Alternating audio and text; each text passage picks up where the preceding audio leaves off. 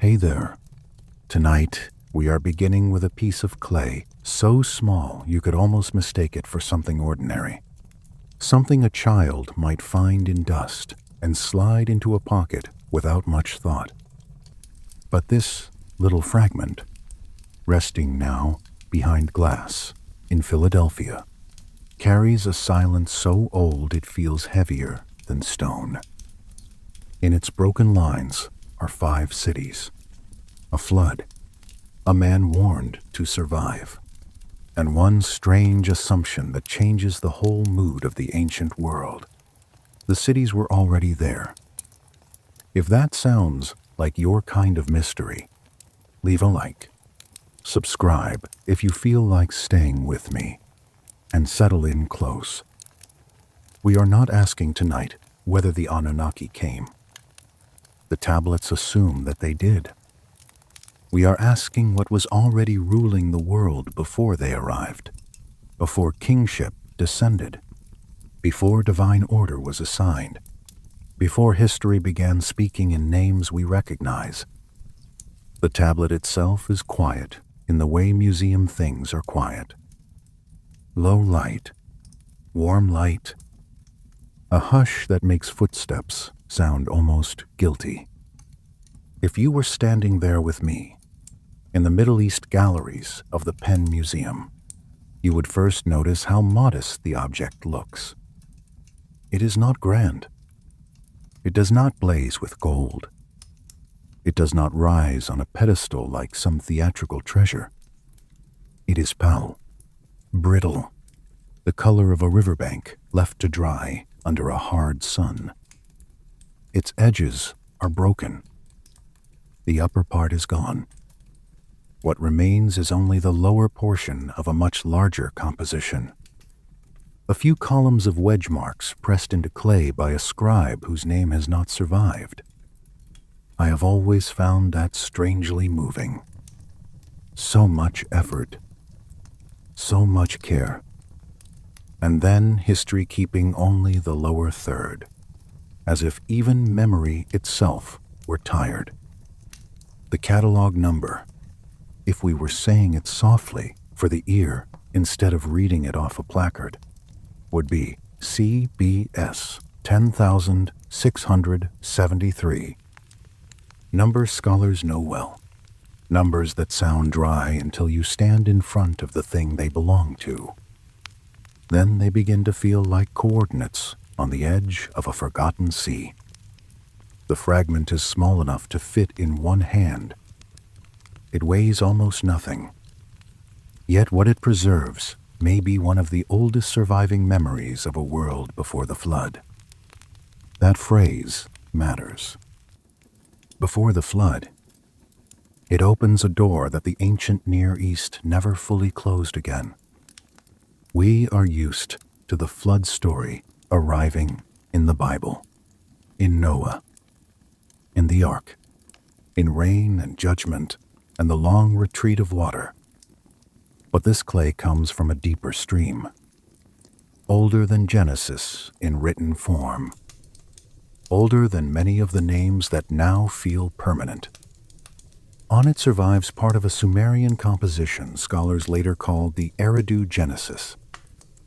In the lines that remain, a figure named Ziusudra is warned by Enki about what is coming.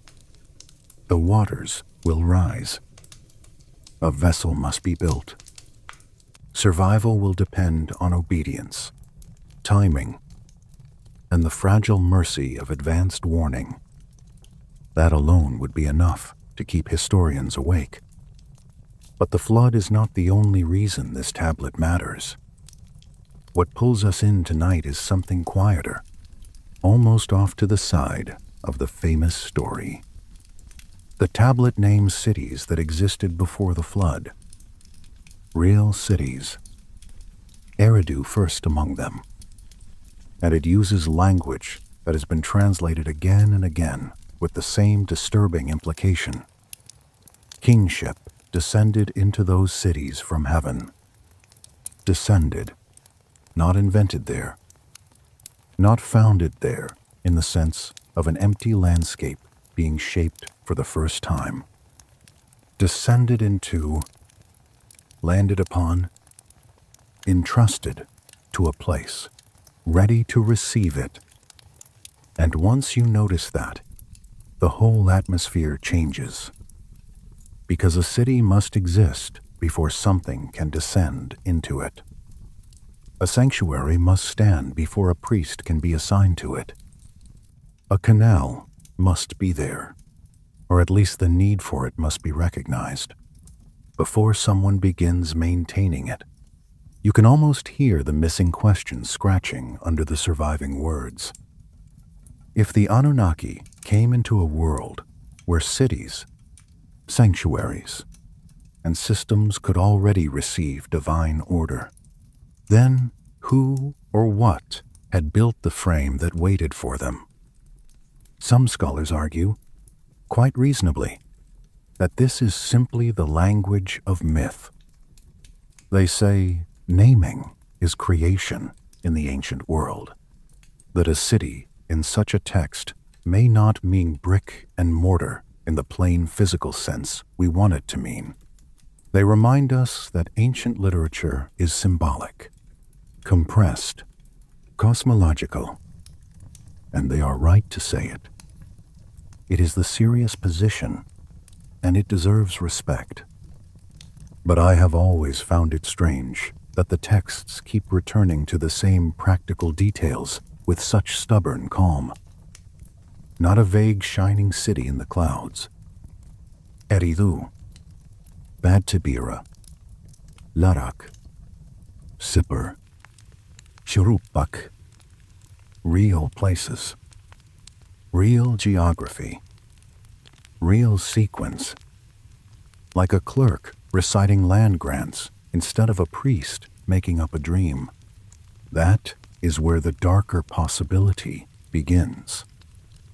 Not dramatic at first, just a slow shift in emphasis.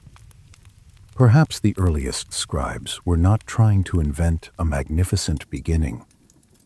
Perhaps they were trying to preserve a memory of inheritance, a world that was already old when their gods arrived in force, a landscape already bearing the marks of rule, lavor, sacred order, and perhaps even an earlier species or order of being, one that lingered only as an assumption, because by the time clay began to speak, the builders themselves were gone. The great trap in stories like this is to rush too quickly towards spectacle, to jump from one broken line of cuneiform to hidden technologies, lost superspecies, silver ships over the marsh, the whole fever dream of certainty. I do not want to do that with you tonight. The older and stranger truth is often softer, more patient. It sits in grammar, in what a sentence assumes without bothering to explain. If kingship descends into a city, the city is already waiting.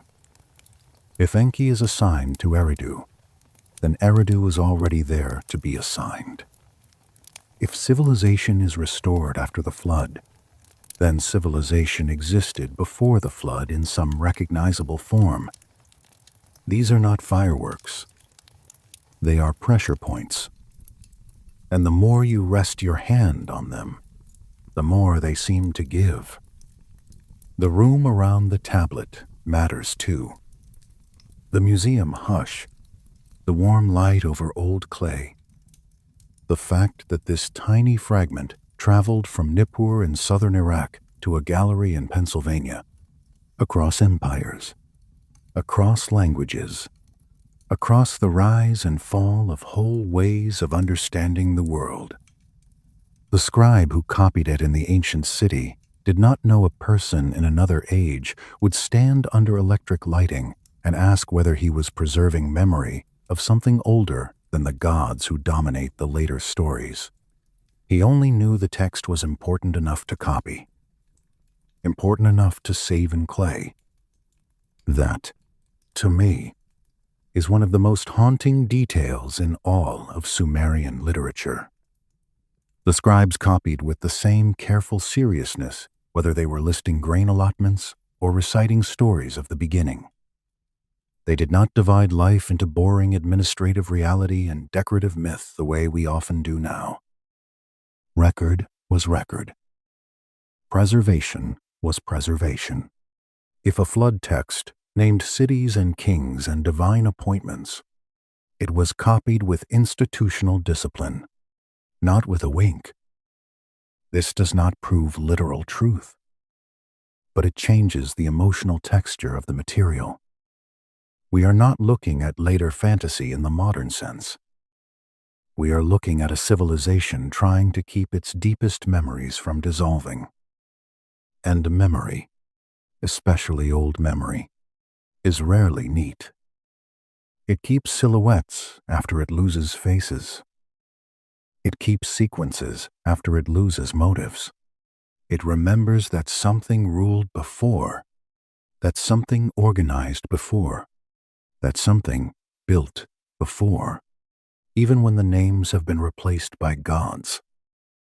You know that feeling when you walk into an old house and can tell, immediately, that the current family is not the first to shape its rooms. The staircase worn in a way no recent decade could explain. A door frame smoothed by hands that no longer belong to anyone named in the living rooms. A foundation older than the style above it. That is the feeling these tablets give me. The Anunnaki may dominate the famous stories, but the world they enter often feels inherited, used already, charged with previous occupation. And once that suspicion settles in, other details begin to glow. Enki does not always create. He keeps. He assigns. He administers. The me, those astonishing ordinances of civilization, seem already in his possession before the world of cities unfolds. The first walls of Uruk are later attributed not to one human king, but to earlier sages. The flood does not introduce civilization into existence. It interrupts it. Then kingship descends again. Again. That word hangs in the room whether the translator prints it or not. Again means there was a first time. By now, the fire in our room has settled into a steady, low warmth, and the image before us has sharpened. Not a world beginning from emptiness, but a world being entered, organized, inherited, perhaps reclaimed. The title that brought us together tonight promised a species that ruled Earth for 300,000 years before the Anunnaki arrived. The tablets do not say those exact words. Ancient clay is subtler than that. It leaves us a shape instead. A before, a prior order. A silence already populated. A chain of authority and knowledge that the later divine world seems to take over rather than invent. Whether that prior ruler was a human predecessor, a forgotten culture, a priestly memory stretched backward into symbolic time, or something stranger still. The question opens here, not in the sky, not in fantasy, but in a broken object under museum light. So we begin where the scribe began, with clay, with lines pressed by a careful hand, with Eridu named first, with kingship descending, and with the uneasy realization that what descended may not have founded the world at all. It may have arrived late to a world already waiting, already shaped, already ruled by something the text no longer knows how to name directly. The fragment behind glass says very little outright. That is its power. It leaves room for the older silence around it to speak. And to hear that silence properly, we have to move away from the museum for a while and back into the marshes, storehouses, temple schools, and counting rooms where writing itself began.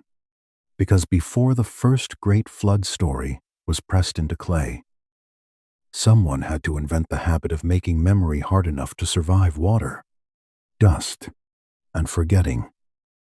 Outside the museum, modern traffic moves. Lights change. People carry coffee and talk about ordinary things.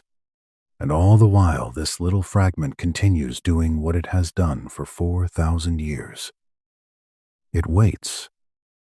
It lets one generation after another stand before it and feel the same slight disturbance in the mind. A beginning that is not quite a beginning. A flood story that implies an older order. A divine arrival that feels less like birth and more like succession. When a text can do that with so little surviving material, you begin to suspect the missing upper lines are not the only thing lost. There is also an older memory above the break, one the tablet hints at but cannot fully restore. And to follow that memory any farther, we have to go back to the first hands that learned how to make clay remember it all. The first word written in human history was probably not a prayer. It was probably not a kingly boast, not a love poem, not even a warning.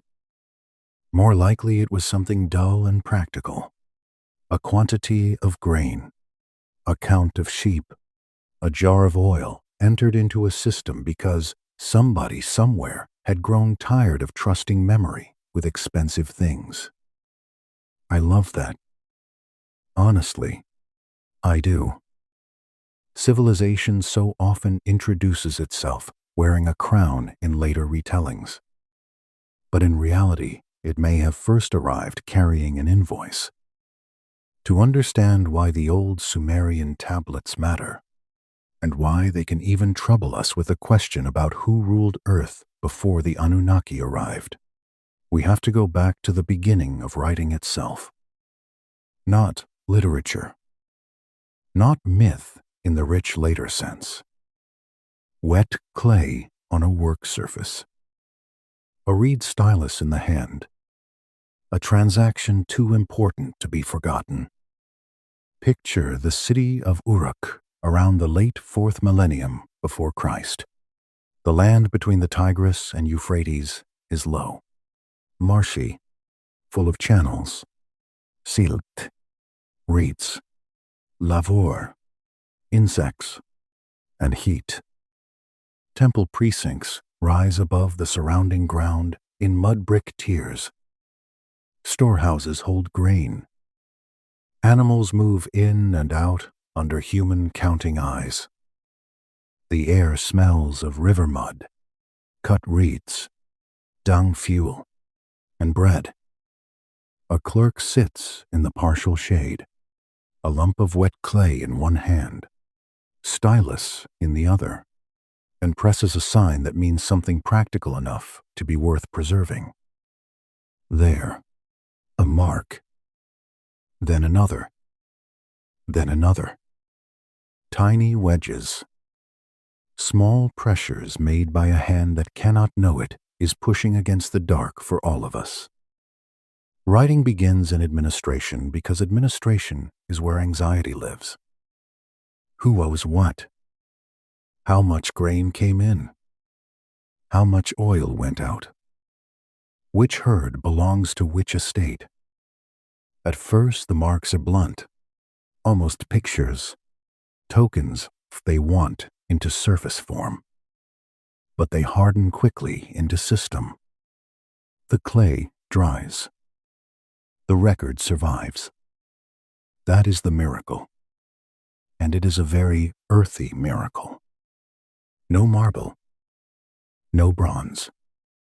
Just mud made durable by patience.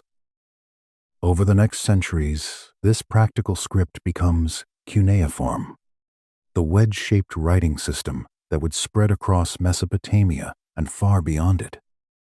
By around 2500 before Christ, it can carry law, lament, hymn, mathematics, omen, epic, prescription, royal boasting, and the beginnings of all the things that later cultures would call literature. Once that threshold is crossed, a civilization no longer writes only what happened in the granary. It writes what happened at the beginning of the world. And that is where our path returns. Because the people who first preserved the stories of Eridu, the flood, the antediluvian kings, and the arrival of the Anunnaki were not floating in abstraction. They were scribes in schools, temple workers, scholars of old languages, men who copied line after line because a tradition had told them this was worth preserving. If you were standing in one of those scribal rooms, you would hear no grand music, only repetition. Stylus into clay, teacher correcting a student. A fragment wetted again so a difficult sign can be checked. Dust on the floor, lamp smoke darkening the upper wall. It must have felt less like magic than discipline. Yet out of that discipline came the longest surviving memory chain in the ancient world. The land these scribes belonged to was called Sumer in later usage, though the exact old meanings around the name still stir debate. It occupied the southern reaches of Mesopotamia, the broad alluvial plain where rivers slowed, spread, and thickened the world with silt. This was not the first culture to live there. That matters more than many listeners realize. Before the literate Sumerians, before the famous city-states, before the flood stories were pressed into clay, there had already been an older culture in the region, what archaeologists call the Ubaid Horizon. Settlements, temples, long continuity, quiet groundwork. That earlier presence is one reason the title of our story opens so naturally out of the evidence. The world the Sumerians inherited was not blank. The world the Anunnaki enter in the tablets is not blank either. Time after time, the ancient record keeps placing organized life earlier than the named beginning. Some scholars think the Sumerians were simply the later heirs of the Ubaid people, continuity rather than replacement. Others wonder whether new groups arrived and absorbed older foundations already in place. It is debated, and properly so. The archaeological record is never as talkative as we want it to be. But even that uncertainty carries a certain cold beauty. Beneath the first named civilization lies another layer.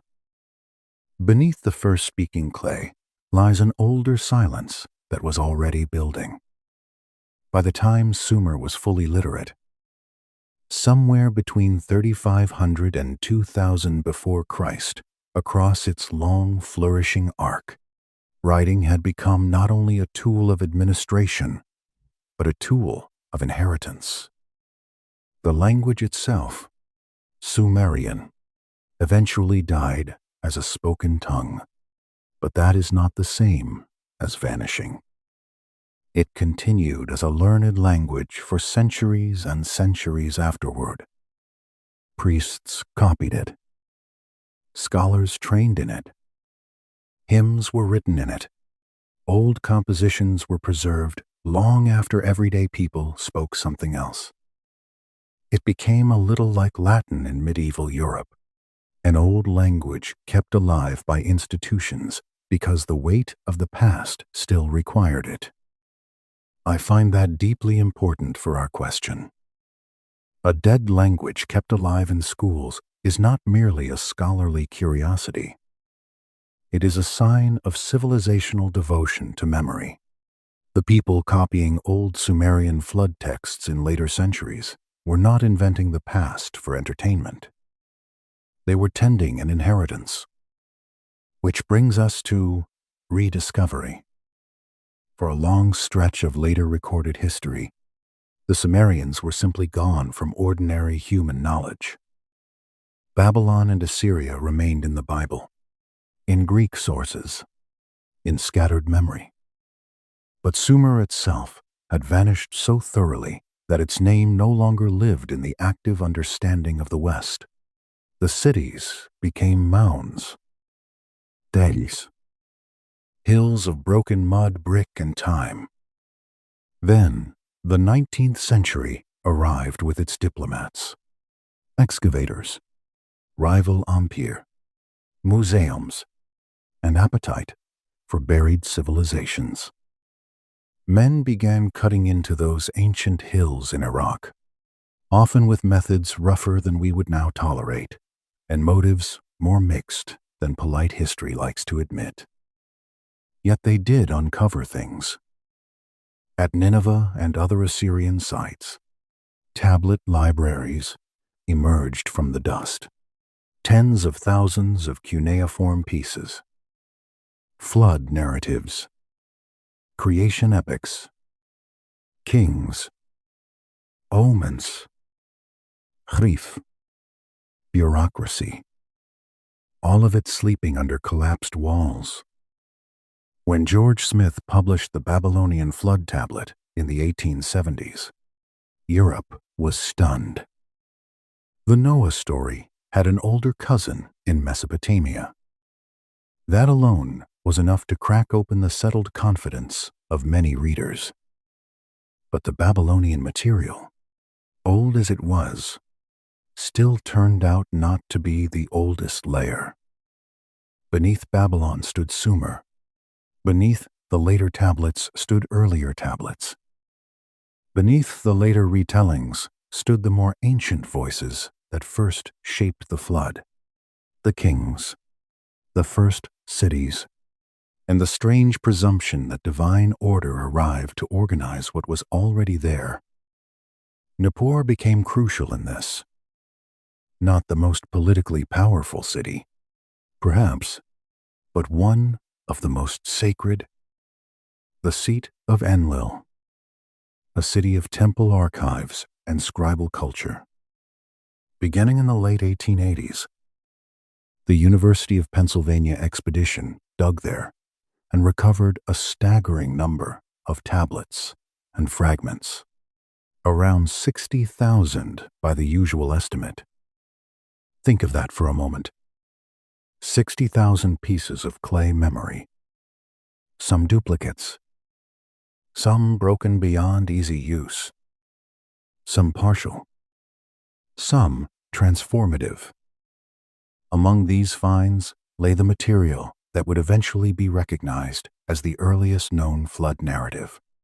The broken composition we began with, the Eridu Genesis tablet, now in Philadelphia. It was not identified all at once. That too matters. Discovery is often slower than the movies promise. A figment can sit in a museum for years before the right scholar, with enough patience and enough comparative material, realizes what it actually contains. Arno Pobel did that work in the early 20th century, and later Samuel Noah Kramer carried Sumerian literature into public awareness more gracefully than almost anyone else. Kramer had a gift. He could read these tablets not only as technical documents, but as evidence that the Sumerians thought about their world with astonishing depth. And he also noticed something that tends to matter more the longer you sit with these texts. The register does not swing wildly between practical record and sacred memory. A grain list, a hymn, a flood narrative, all pass through the same scribal seriousness. The ancient copyist does not suddenly wink and say this part is only decorative. He writes it because it belongs in the archive. That does not force us to literalism, but it should slow our dismissals. Because once you take that scribal seriousness seriously, the question at the heart of our story becomes harder to wave away. The tablet in Philadelphia is not one lonely oddity. It belongs to a long transmission line, texts copied over 1,000 years or more, from multiple sites, in multiple hands, still preserving the same broad assumptions. There were cities before the flood. Kingship descended into them. Enki held the ordinances of civilization before cities bloom in the later stories. Sages existed before the flood and passed knowledge forward. Divine labor is often described not as creating the world from nothing, but as maintaining, assigning, restoring. Again and again, the Anunnaki feel less like absolute beginners than like administrators arriving in an already textured world. If you were sitting in a scribal school at Nippur around 1700 before Christ, copying a flood passage from an older source, you would not think you were making up fantasy for a bored audience. You would think you were preserving something entrusted to you. The clay tablet would be your act of fidelity. The wedges would be your answer to oblivion. Perhaps you would not fully understand the material. Perhaps no one did, not completely. But the point was not full understanding. It was transmission. I think that is one of the most human things in the ancient world. Preserving a question because it feels too important to lose, even when the answer is uncertain. The room we have stepped into tonight is therefore larger than one museum and one object. It includes the marshy cities of southern Iraq, the Ubaid levels below the Sumerian ones, the counting rooms of Uruk, the temple schools of Nippur, the mounds opened by archaeologists in the 19th century, the trays of fragments, the translators leaning over them, and the long scholarly argument about what exactly these texts assume. The more carefully we listen, the more the same shape emerges. The Sumerians may have been the first civilization to leave us writing on this scale, but even they do not present themselves as inventors from absolute nothing. They preserve older cities, older waters, older wisdom, older structures of order. They sound like heirs, and heirs always imply a prior ruler. So before we move on to kingship itself, to the 5 prediluvian cities and the impossible reigns that hover over them like long shadows, let the image settle. A temple school in Nippur, damp clay cooling as signs are pressed into it.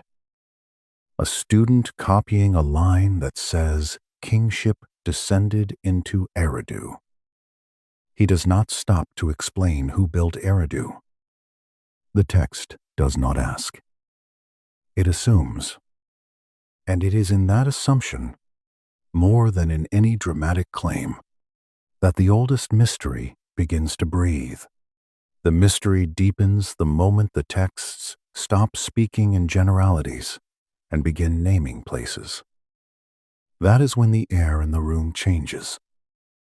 It is one thing for an old tradition to murmur vaguely about a lost age, or a time before the flood, or a world now gone.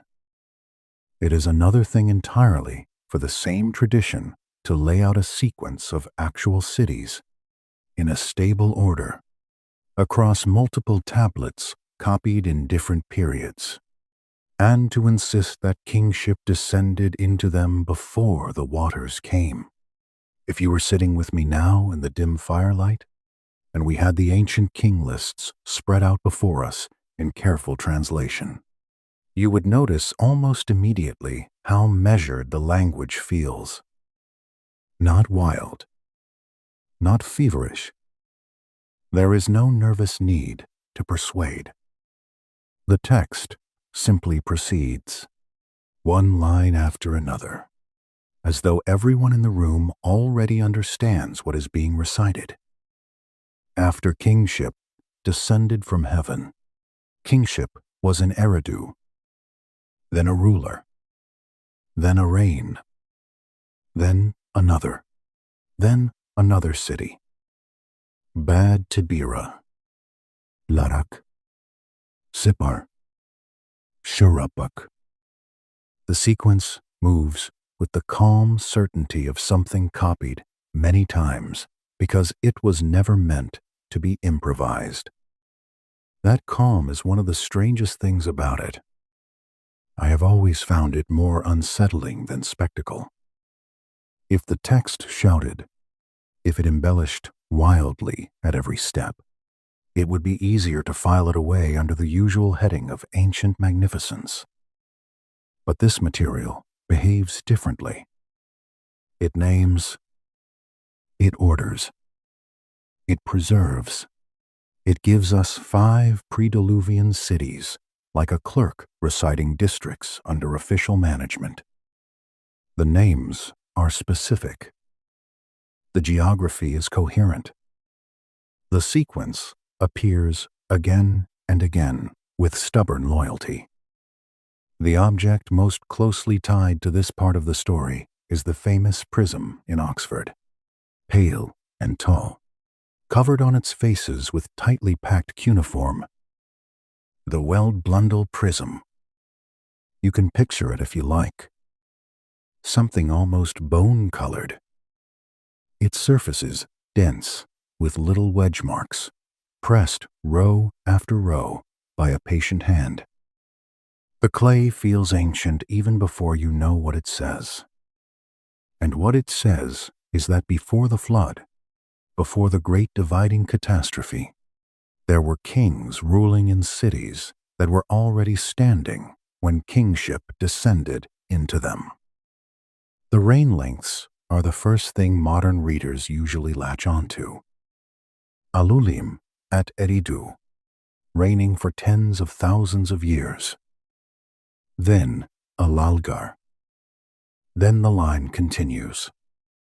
City after city, ruler after ruler, with numbers so large that they move beyond plausibility and into a kind of ceremonial immensity. Some scholars believe those figures are numerological, shaped by the Sumerian love of mathematical structure and base, 60 harmonics. That is a serious and valuable explanation. The numbers do seem patterned, and it would be naive to read them like a modern civil register.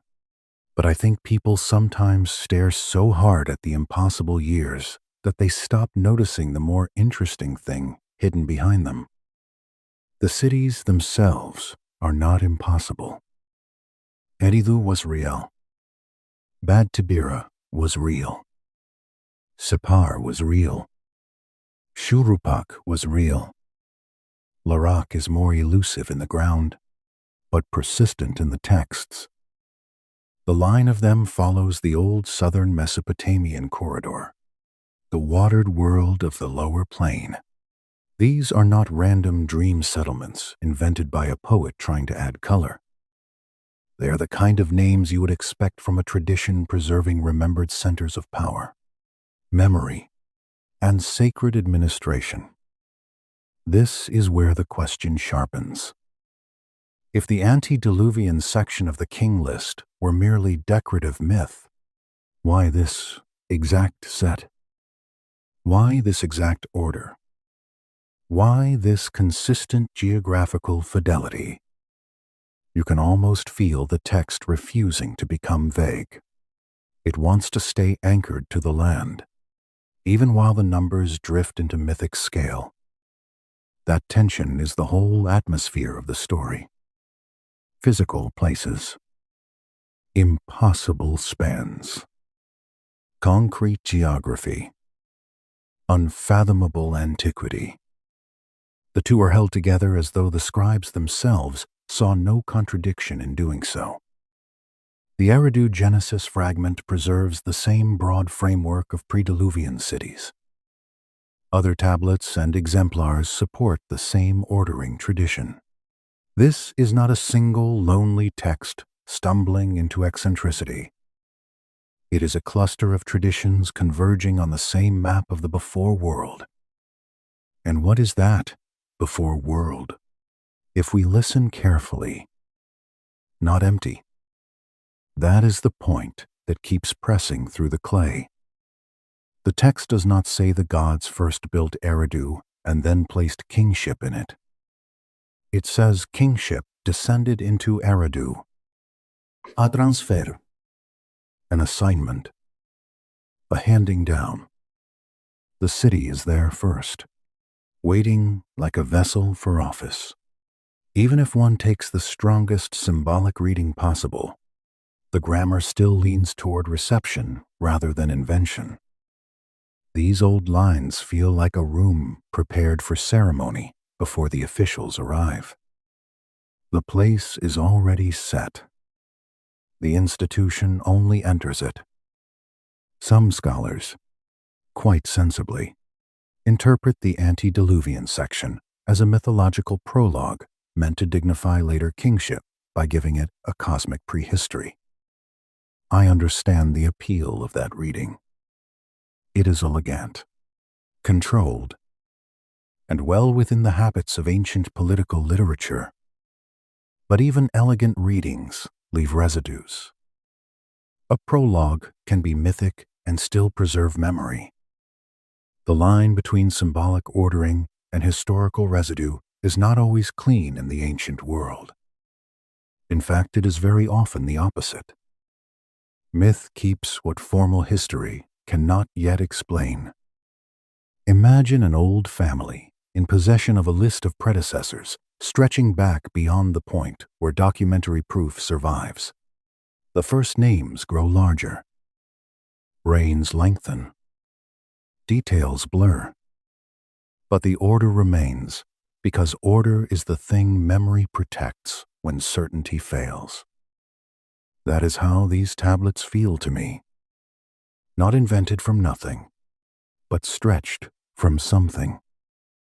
A core sequence maintained, then magnified by reverence, mathematics, and time. And if that is true, even in part, then we are not dealing merely with divine kingship as an abstract gift from heaven. We are dealing with a memory of an older ruling order attached to actual sites. Sites later civilization continued to inhabit, rebuild, and sanctify. This is where the title of our story starts to gather real weight. The species that ruled Earth before the Anunnaki arrived may not have left us a neat self-description in clay. But the clay keeps insisting that rulership, structured place, and sacred urban life began earlier than the named divine administration of the later texts. Eridu is the most haunting of the five because it stands first. Always first. That alone would make it interesting. But Eridu also occupies a peculiar place in Mesopotamian imagination. It sits at the edge of marsh and freshwater deep, associated with Enki, wisdom, the apkallu, and the keeping of hidden things. The first city, the first seat of descended kingship, the first place where the later divine order settles. It feels less like a beginning than like a recovered nerve center. Bad Tibira follows, then Narak, then Sipper, then Shurupak. The names move northward with a kind of geological confidence. The corridor is not symbolic only. It is topographic. It traces the living arteries of the southern plain. This matters because memory bound to river geography tends to be stubborn. Water teaches sequence more durably than ideology does. Settlements rise where routes, reeds, fisheries, fields, and freshwater conditions make them possible. The tablets preserve not just names, but a lived landscape. And then the flood sweeps over.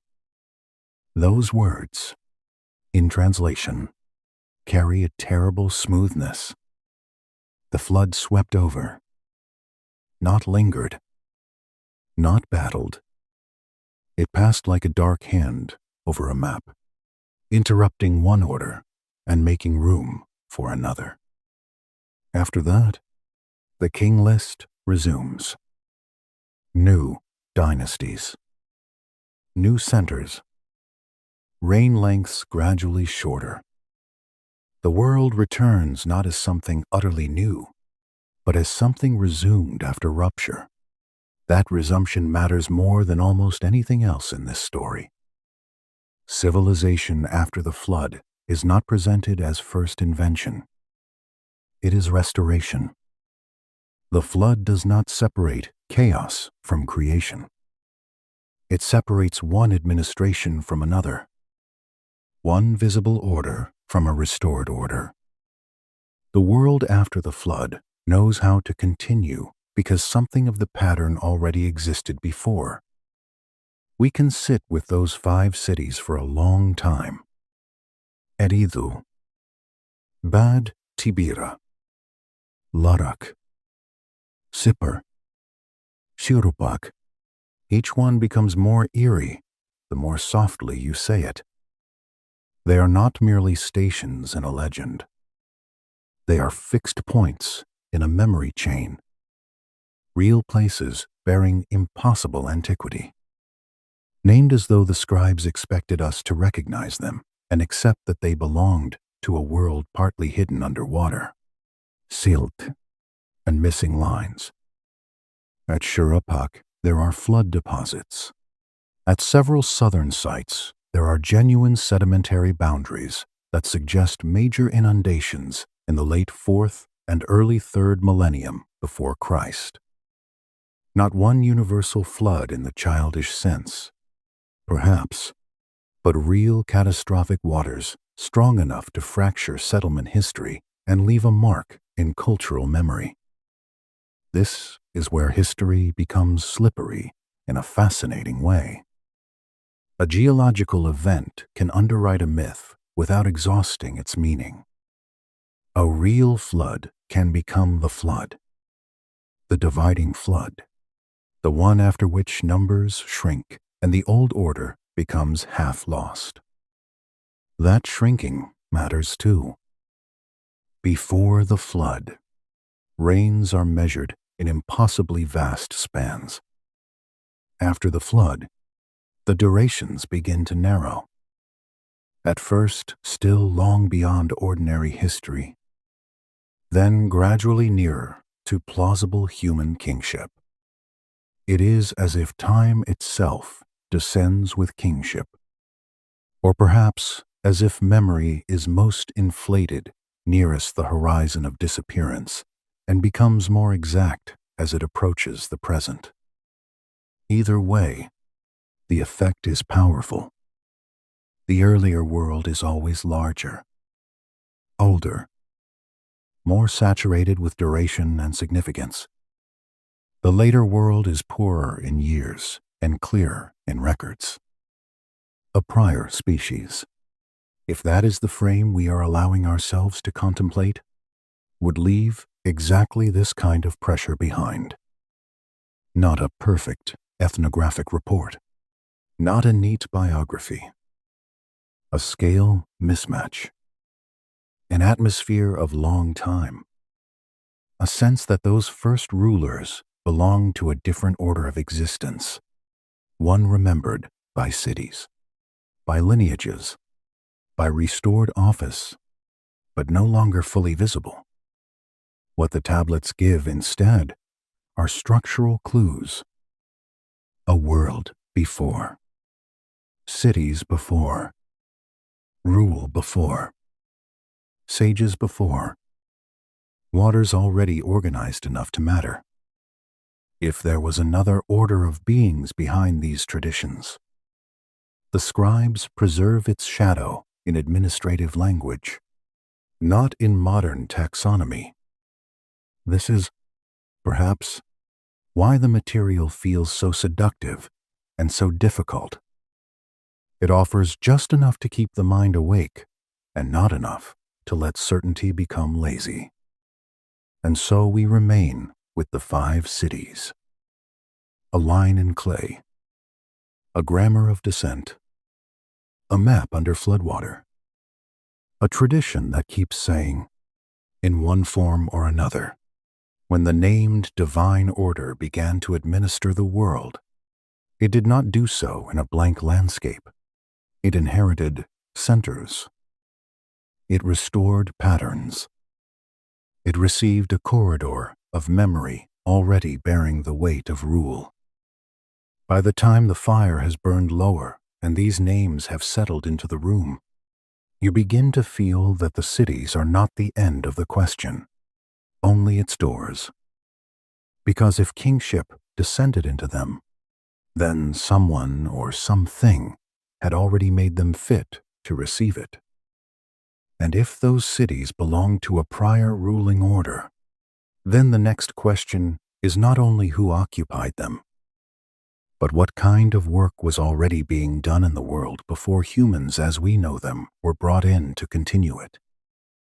The old tablets answer that not with a city list this time, but with labor, canals, rivers, mud, and exhausted beings working in a world that already has the shape of infrastructure.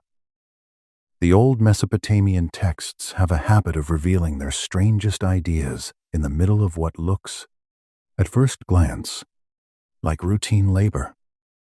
A river is dredged. A canal is maintained. Mud is lifted. Water is guided. Someone works until he cannot bear the work any longer. The scene feels practical enough to calm the modern mind. Then, if you keep reading, you realize the workers are not human at all, and the world they are maintaining already has the full shape of inhabited terrain before human beings are made to inherit the task. This is where the Atrahasis epic becomes impossible to ignore. Most listeners know the flood portion of that story, or at least know that it contains a flood hero linked to the same ancient stream as Ziusudra and later Utnapishtim. But the flood is not how the epic begins. It begins earlier, darker, and in some ways more revealingly. Before ordinary humanity appears, the world is already under management. The great Anunnaki, the senior divine powers, assign hard labor to a lower class of beings called the Agigi. These lesser beings dig rivers. They clear canals. They dredge waterways. They keep the hydraulic body of Mesopotamia functioning. That is such a specific image that I think modern readers sometimes miss how odd it truly is. The text does not describe a world being spoken into existence in a single brilliant act. It describes maintenance, infrastructure, repetitive labor in mud. The Tigris is there. The Euphrates is there. The need for canals is there. The fields must be watered. Channels must remain open. Water must move through land, already understood to matter. If you were standing here with me in the imagination of that scene, you would not first notice divinity. You would notice the ground, thick mud near the banks, reed beds shivering in the faint wind, the air warm and wet, carrying the smell of marsh water and cut earth. Then the workers themselves, not yet humans, not exactly gods in the high sovereign sense either, but beings under orders, ankle deep in silt, carrying tools, clearing channels that threaten always to choke themselves with deposit. There is something wonderfully unglamorous about it. The first age of order does not open with a throne. It opens with ditch work. Some scholars treat this as a purely ideological story, an explanation for why human labor exists and why it feels burdensome. The gods did the work first, then grew tired of it, then made us to take it over. It is a powerful reading, and I think it is partly right. Ancient people were perfectly capable of using narrative to think about social reality. Work hurts. So, the myth says, yes, it hurts because the burden was once divine and was handed down. But like so many old Mesopotamian stories, the text may be doing more than one thing at once, because the labor described in Atrahasis is not abstract labor. It is hydraulic labor in a specific landscape. The rivers named in this tradition are not myth rivers floating in cosmic fog. They are the real arteries of Mesopotamia.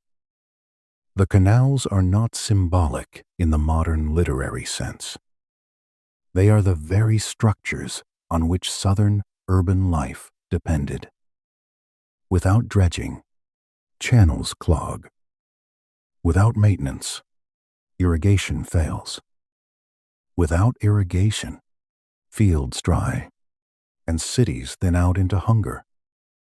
The world being worked on is already the world of settlement, grain, transport, and stored surplus. That is why the old question comes back with more force. If the Agigi are maintaining this world before humanity is created, then what kind of order already exists for them to maintain? We are not being shown first creation. We are being shown continuity before us. The epic says they labor for immense spans, 40 years, then 40 more, then more again, in the stylized, repetitive language of old memory, long enough for exhaustion to become identity, long enough that rebellion can ripen like fruit in the dark. One night, they burn their tools. I have always loved that image, not because it is violent, but because it is so quiet and final. A worker who burns his own implement is not merely resting. He is announcing that the structure resting on his labor can no longer assume his obedience. Imagine the night. Tools stacked and then set alight. Orange light on black water. Reeds moving in the dark. The low hiss of damp handles catching fire. A whole class of beings stepping away from maintenance at once. No speech needed at first. The flames do enough talking. Then the movement toward the house of Enlil, toward complaint, toward demand. This is one of the oldest strike scenes in literature, and it unfolds not in a human city, but in the pre-human administration of the world. The senior gods convene. They do not answer the crisis by remaking the rivers or redesigning the earth to require less labor. They answer it by substitution. Humanity will be made.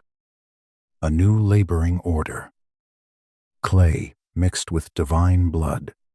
Bodies formed to bear what others no longer will. Some scholars emphasize the cruelty of this. Humans in Atrahasis are not created out of love, but utility.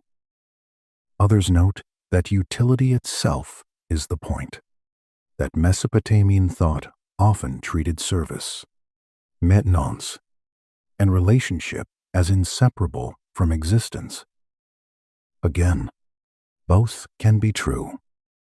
But the part I want to keep the firelight on tonight is the continuity of the work. Once humans are made, they do not inaugurate civilization. They inherit a task. The rivers still need tending. The canals still need clearing. The fields still need water brought and directed. In other words, the world human beings enter is already organized enough to demand management. That is not the mood of absolute beginning. It is the mood of succession. You know that feeling when you start a job and discover that the desk is already full of files, half-completed plans, old systems no one fully explains, and routines that predate your arrival by years? That is the human position in atrahasis. We arrive into the middle of something. The work was here before us. The burden was here before us. The need for order is already in place.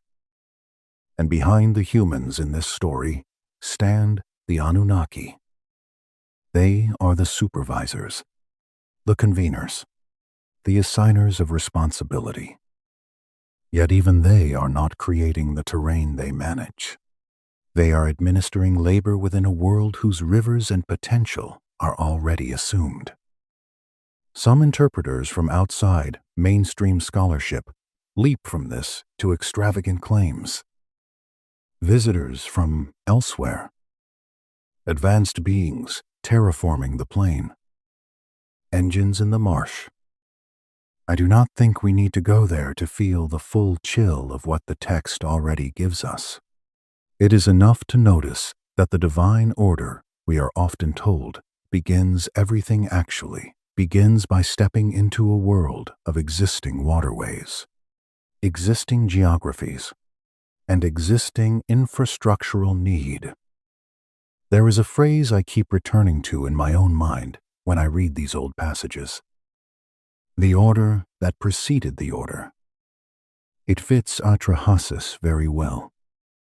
The Anunnaki establish administration. Yes.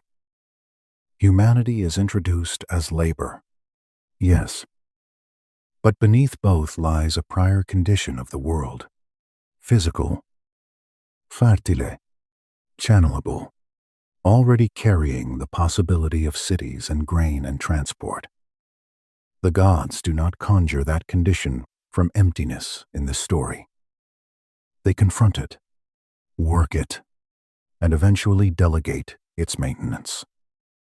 This becomes even more suggestive when placed beside the king list and the prediluvian cities. There, cities wait for kingship. Here, Terran wet for management. In both cases, the named divine actors feel like arrivals into a pre-arranged theater. Not the first presence, but the first remembered administrators in a written tradition that has already forgotten something older. The labor itself has a melancholy quality worth dwelling in. Water maintenance is endless. A canal cleared this season silts again next season. A bank reinforced in one flood weakens in the next. The world between the rivers is generous only to those willing to keep negotiating with it. That truth runs so deep in Mesopotamian life that it may explain why their myths so often picture civilization as upkeep rather than spark. To live there was to understand that order is not made once.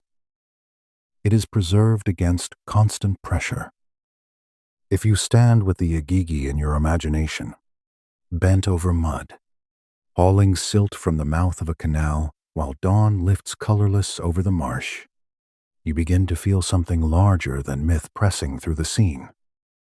A memory, perhaps, preserved in symbolic language, because symbols were the only durable containers available.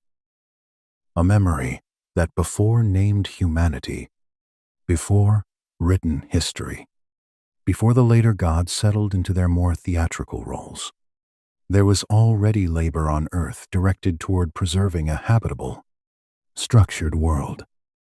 Some scholars would say the point is simply theological.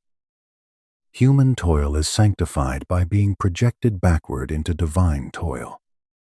I understand that, and I respect the reading. But if that were the only point, the text could have stayed more abstract. Instead, it chooses rivers, canals, waterways, tasks with mud on them. Mesopotamian civilization was born from irrigation, and the epic places pre-human labor exactly there. That specificity refuses to fade. There is also the uncomfortable matter of sequence. The lesser divine workers are there before humans. The Anunnaki are there as the higher order. Yet the world they occupy is already materially constituted. Not named fully, perhaps? Not yet formally ordered according to later divine administration. But there, this repeated narrative shape across texts begins to feel like more than coincidence. A world before, a ruling order entering it, a laboring order beneath that ruling order. Then humanity, Late, inheriting the burden. The title of our story speaks of a species ruling Earth for 300,000 years before the Anunnaki arrived. The tablets do not hand us a neat number in that form. What they do hand us is a framework in which rule, labor, and structured terrain all predate the human world we ordinarily start with. A prior dominion, a prior workforce, a prior state of organized reality. Whether that should be read as literal species memory, mythic compression of deep prehistory, or institutional theology about inherited order remains open. The text itself, frustratingly and beautifully, keeps the gate open, and so the Agigi become essential to our investigation not because they solve the mystery, but because they prove the world is already busy before we enter it. Water is moving. Channels matter. Labor is ancient. Administration already has layers. Humanity is brought in not to begin the story, but to continue it. That may be the oldest shiver in Mesopotamian literature. Not that the gods made us, but that when they did, they gave us someone else's unfinished work. By now, the room around us has filled with the soft atmosphere these old epics create when read slowly. Mud, water, long time, repetitive labor, distant rebellion, and the cold realization that civilization may have begun not with invention but with inheritance. The rivers remain. The canals remain. The burden changes hands. The world does not.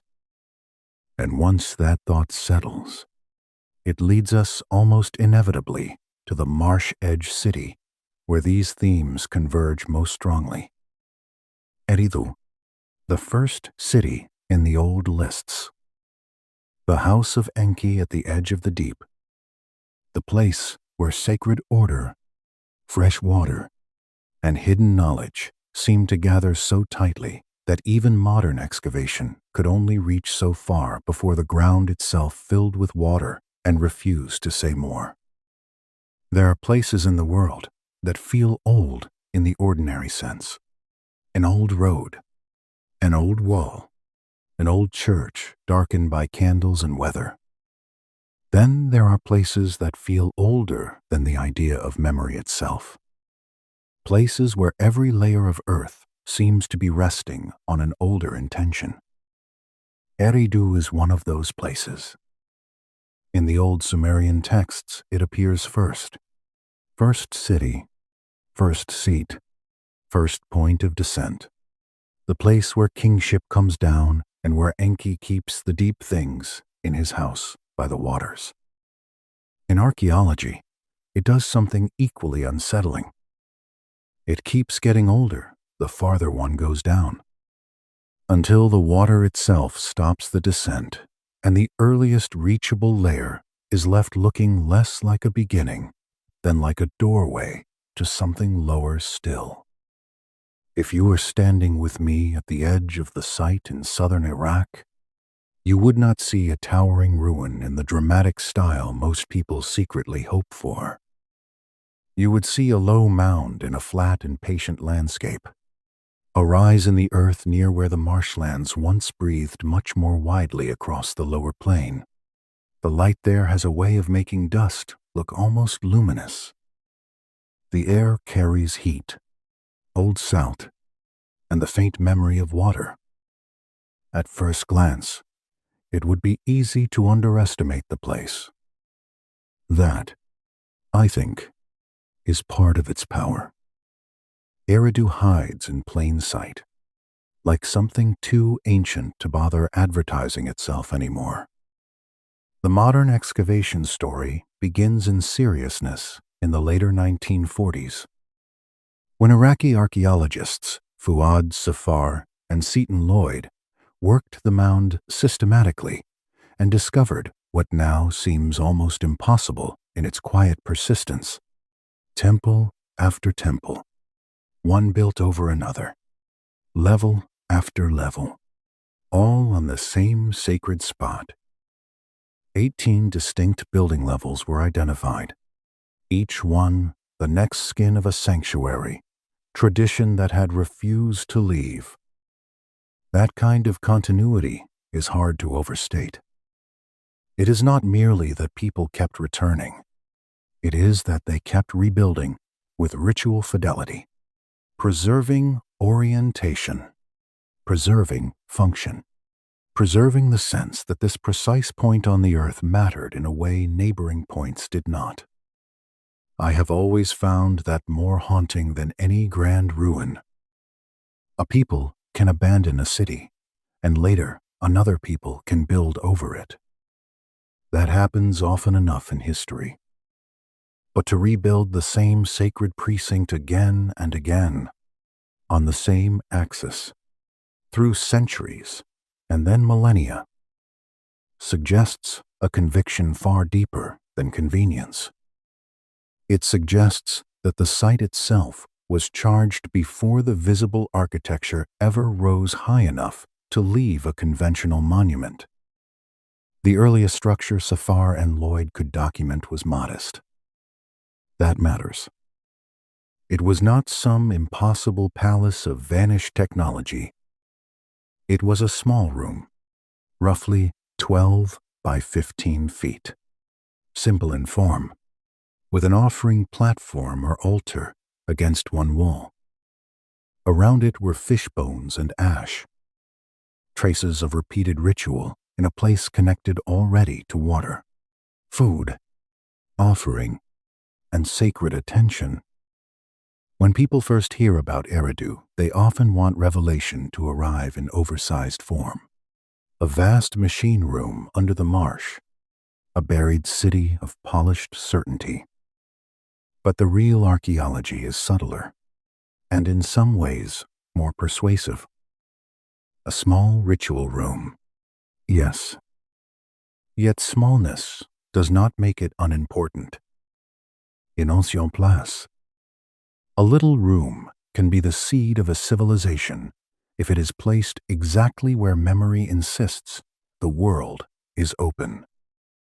Think of the atmosphere of that earliest reachable sanctuary.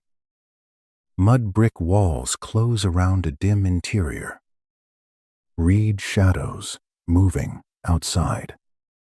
The smell of fish, ash, wet earth, smoke. A low platform darkened by repeated offerings. Hands setting food down. Voices low enough not to profane the room with their own ordinary noise. Then generation after generation returning, rebuilding, raising new levels over the old one, always respecting the same line. in the same direction, the same center. If you were tracing the logic of the site with your body instead of with a report, you would feel it immediately. This was not random. Sacred places almost never are, and sites maintained for 3,000 years certainly are not. The texts align with that unease in a nearly uncomfortable way. Eridu is the city of Enki, also called Nudimmud, Lord of Wisdom, fresh water, the deep reservoir beneath the earth, the Apsu. His house there, the Apsu, is described as being built over the deep, sweet water, at the edge of reeds and marsh, in a landscape where fresh water and the southern world meet. The geographical fit is unusually precise. Most mythic geographies smear the real world into symbolism. Eridu does not do that. It sits exactly where the textual imagination says the first sacred city should sit, by the waters, at the threshold between cultivated order and the breathing marsh. Mainstream scholarship takes this as evidence that myth was shaped by place. That is sensible. The oldest religious center in the South becomes the first city in literary memory.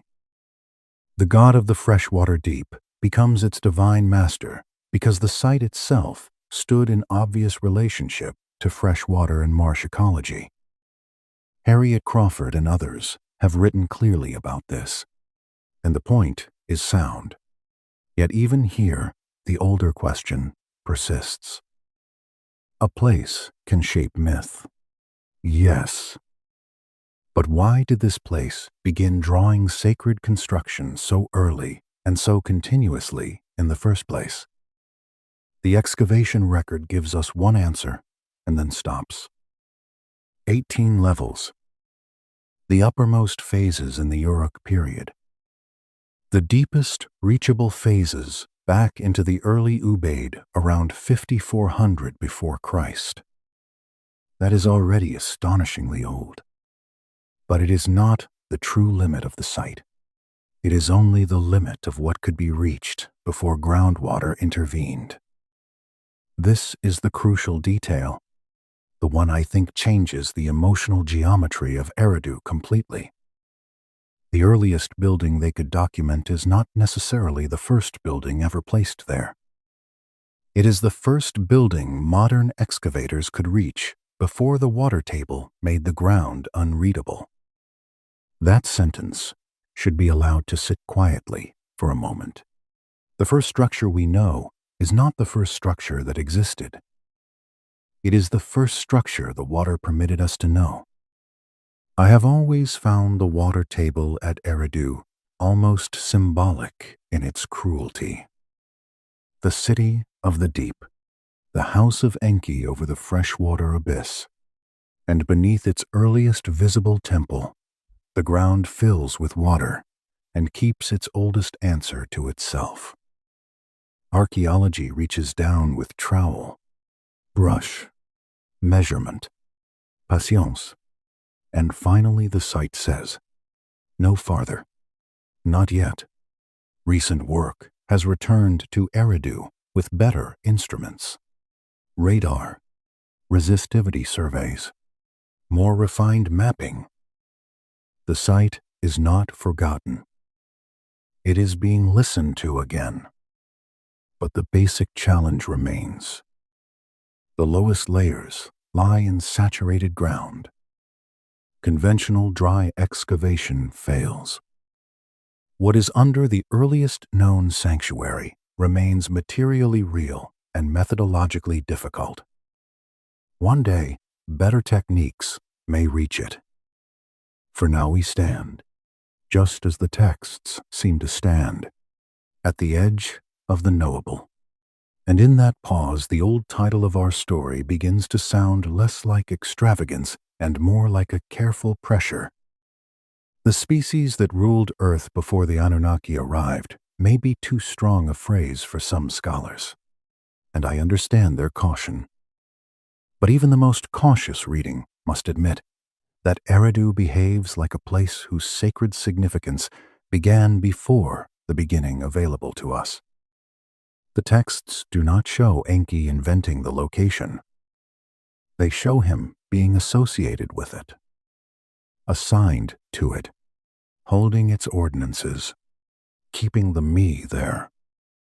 The city feels inherited. The sanctity feels prior. The architecture we can reach feels already secondary to an earlier decision, perhaps even to an earlier order of occupation. There is another detail at Eridu that I cannot shake. The fish bones at the earliest accessible level. Small thing, perhaps easy to sentimentalize.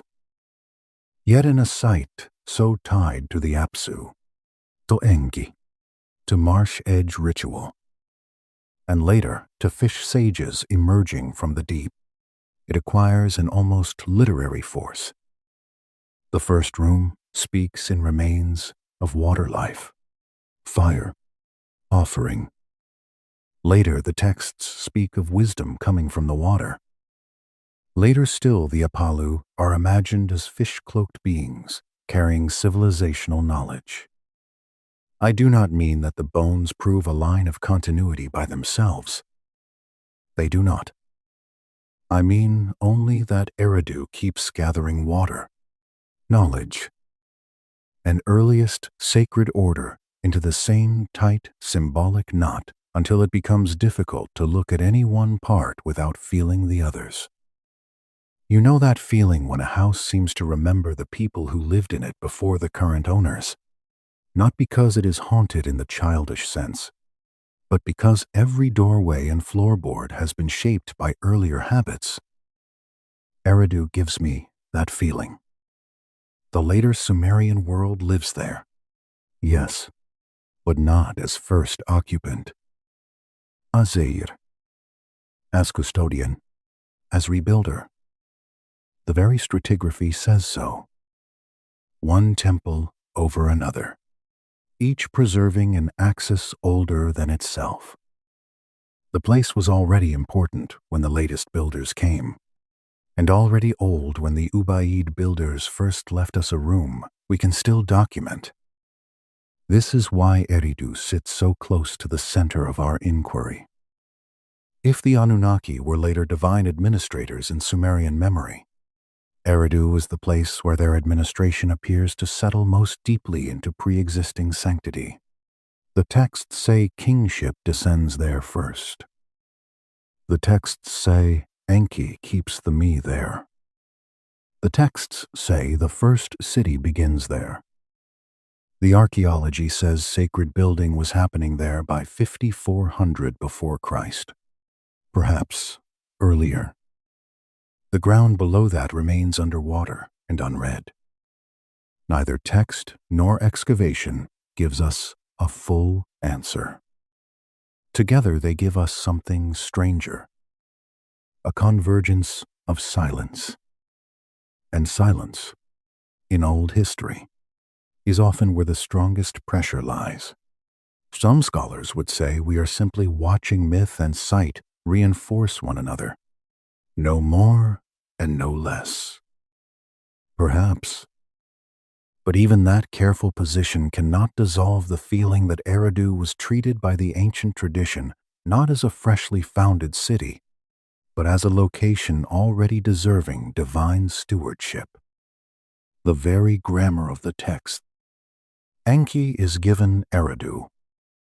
He is installed there. He keeps what is already held there. The house of the Abzu stands as a repository, not a first experiment.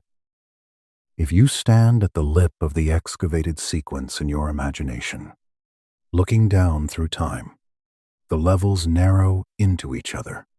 Mud brick over mud brick, shrine over shrine, ash and fishbone, offering surface, rebuilt walls, repeated orientation, then wetness, dark soil, groundwater. Below that, no confirmed chamber, no visible proof. Only the possibility of older deposits, older construction, older sacred use. This is not the place where certainty should become loud. It is the place where attention should become patient. Because that is what Eridu teaches best. Patience before origin. A city that will not let us reach its first foundation. A sacred center whose earliest visible room feels already like a continuation. A house at the edge of the deep where knowledge is kept, not first invented. By now, the line is becoming almost impossible to miss. The Anunnaki, as the later texts know them, seem to arrive into an inherited landscape. Eridu is the finest physical expression of that inheritance. And once that thought settles, another older figure begins to move at the edge of the marsh. Stranger than a priest, stranger than a king. Not a human founder, exactly. Not a god in the later theatrical sense either, but a sage from the water, carrying knowledge that does not seem to have begun with the human world at all. If Eridu is the house by the deep, then the figures who rise from that deep are among the strangest beings in the whole Mesopotamian tradition. They do not fit comfortably into any tidy category. They are not ordinary gods enthroned above the world. They are not ordinary humans living inside it. They are sages, teachers, first bearers of skill, figures associated with prediluvian kings and with the transfer of civilization itself. In Akkadian, they are called apkallu. In later retellings, one of them becomes Oannes, the fish-cloaked teacher who comes from the sea. And the more carefully you listen to the old descriptions, the less they sound like inventors of civilization, and the more they sound like custodians of knowledge brought from somewhere older than human memory. This is where the room changes again. We have moved from cities and sanctuaries to beings who cross a threshold. Water to land, deep to surface, before to after. The descriptions come to us from several different traditions. Neo-Assyrian ritual texts, the Uruk list of kings and sages, later Greek language summaries by Berossus, different centuries, different institutional settings, different purposes, yet the pattern remains unexpectedly stable. There were 7 prediluvian sages. They are tied to the first kings. They are linked to specific early cities. They possess knowledge before ordinary humanity possesses it. They transmit that knowledge into the human sphere, and then they recede. I have always found it remarkable that the tradition does not picture civilization as slowly discovered by confused humans blundering their way from one tool to the next. Instead, it pictures knowledge arriving, teaching arriving, form arriving, like a package carried in from elsewhere. Let us take the most famous figure first, Oannes, or more properly, the older form behind that name, associated with Eridu and the first prediluvian king, Berossus. Writing in the Hellenistic period, but drawing on Babylonian temple traditions, describes a being who came from the sea in the earliest age. He had the body of a fish, yet beneath the fish form were human features. A human head under the fish head, human feet under the tail. By day he moved among people. By night he returned to the water. And during his time on land he taught everything necessary for civilization. writing, building, law, géométrie, temple order, agriculture, calculation, all the arts by which a species stops wandering and begins arranging the world. It is a strange image, and it refuses to become less strange no matter how often one encounters it. Not simply because of the fish form. Ancient cultures are full of composite beings, but because of the mood of the account. Oannes is not a conqueror, not even exactly a ruler. He is a transmitter. He arrives already carrying a full system. He does not invent geometry in front of the people. He does not discover building through trial and error. He teaches what he already has. That detail matters more than the scales and fins. It changes the whole structure of the story. Knowledge is not born from human improvisation. It is handed down, or perhaps ferried in, from a prior domain. The mainstream scholarly reading is careful and, in many ways, persuasive. The apkallu are understood as symbolic ancestors of priestly and scribal traditions. Their fish association links them to Enki and the freshwater deep. Their prediluvian setting gives scholarly knowledge, cosmic antiquity. Later priestly families at Uruk and elsewhere could claim descent from them not because they literally believed grandfather had gills, but because they were asserting continuity, legitimacy, inherited wisdom. I think that reading contains genuine truth. Institutions do exactly this kind of thing. They project themselves backward into sacred time so their current authority feels rooted in the beginning. And yet the reading does not use up the material. Because across all these traditions, the same uneasy feature remains. The apkallu do not originate knowledge. They bear it. They preserve it. They transfer it. Even when the narrative is symbolic, the symbol is still shaped like inheritance.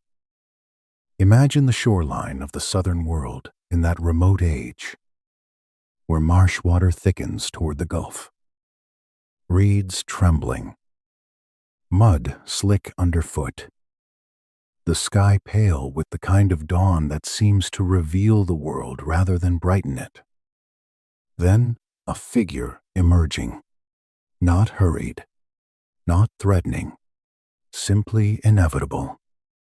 Water streaming from scaled covering. Eyes not startled by human faces because the meeting feels prearranged. People gather, some afraid, some merely frozen by surprise. And then the figure begins to teach. Not one thing, everything. You can stretch that moment for a long time in the mind. A hand tracing the shape of a sign in wet clay. A line scratched to indicate a boundary. A square measured for a temple foundation. Grain sorted. Seasonal rhythm named. Ritual sequence ordered. Even if the scene is symbolic, it is symbolic of total transmission. Civilization is not being discovered piece by piece. It is being unpacked. The Uruk list of kings and sages makes this even more intriguing because it links later real scholarly families back through post-flood scholars to the prediluvian apkallu.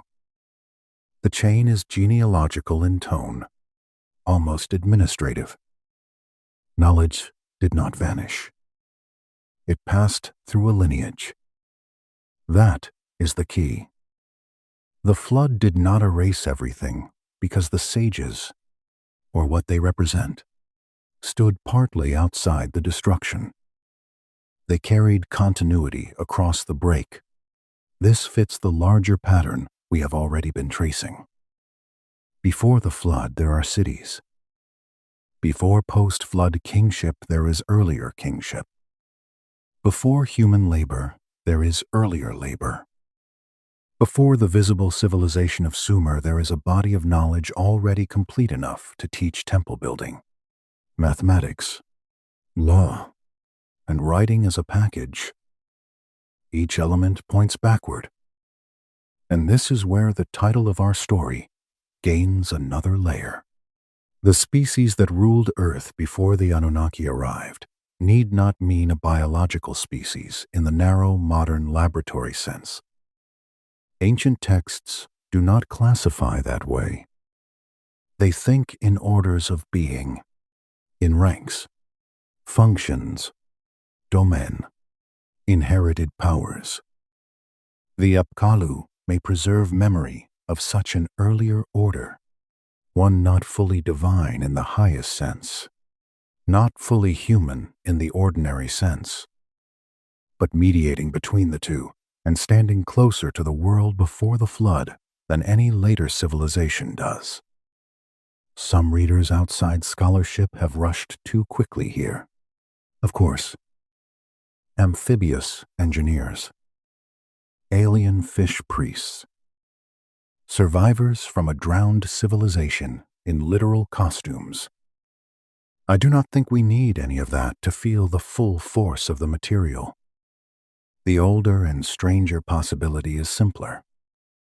The texts may preserve a dim memory of a predecessor class of beings, perhaps priestly, perhaps symbolic, perhaps mythologized beyond recognition, whose role was to carry inherited knowledge from a pre-human or pre-ordinary human world into the order we later call civilization. The sea, or the deep, matters here too.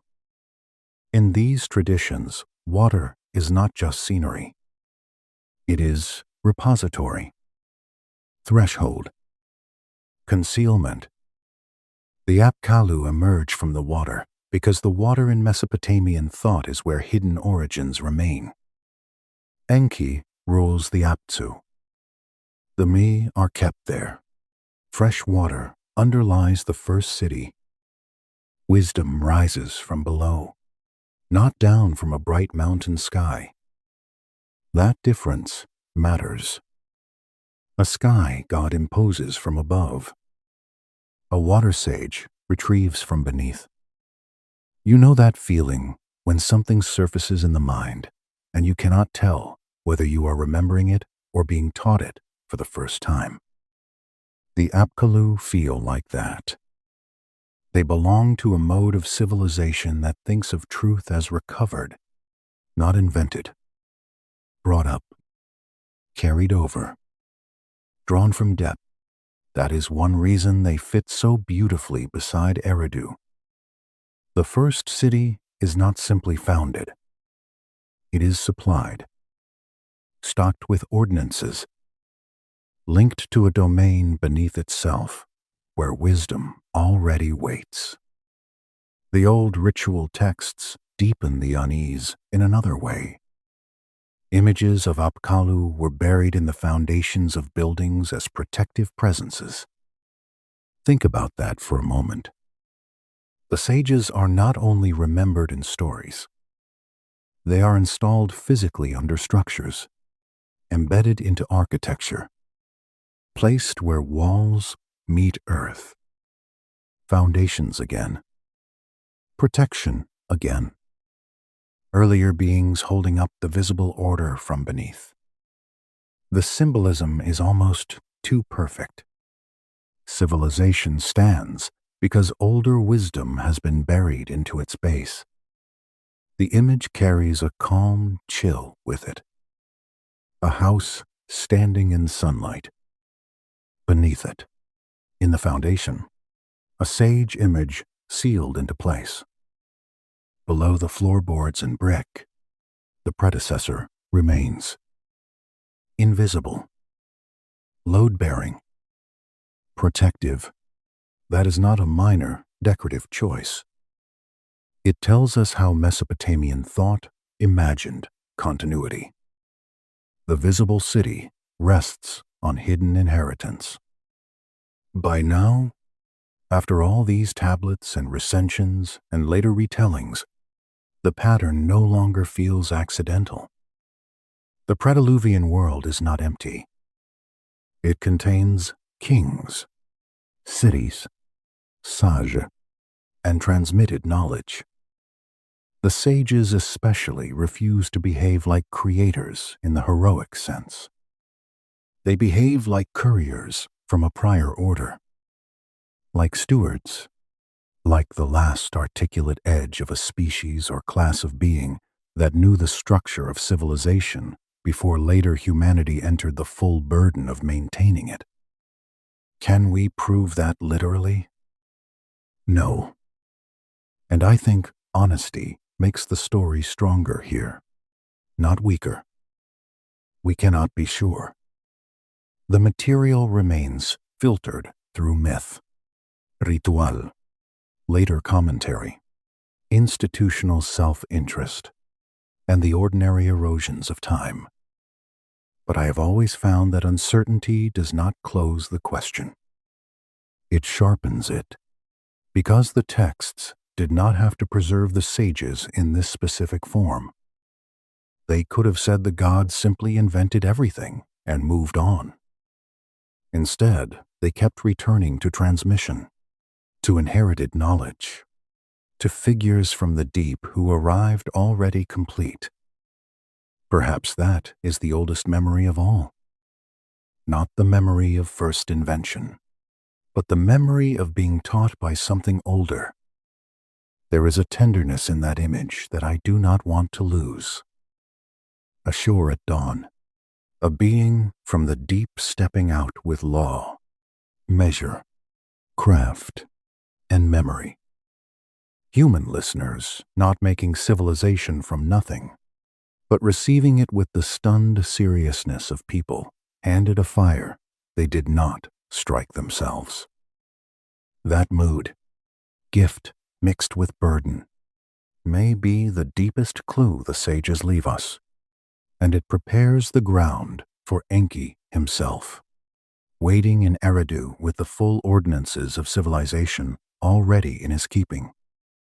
And once that thought settles, it leads naturally to the object or system that may be the purest expression of this entire world view. The me, the ordinances of civilization kept by Enki in the Abzu, already collected, already complete, before cities blossom into the full visible complexity of history.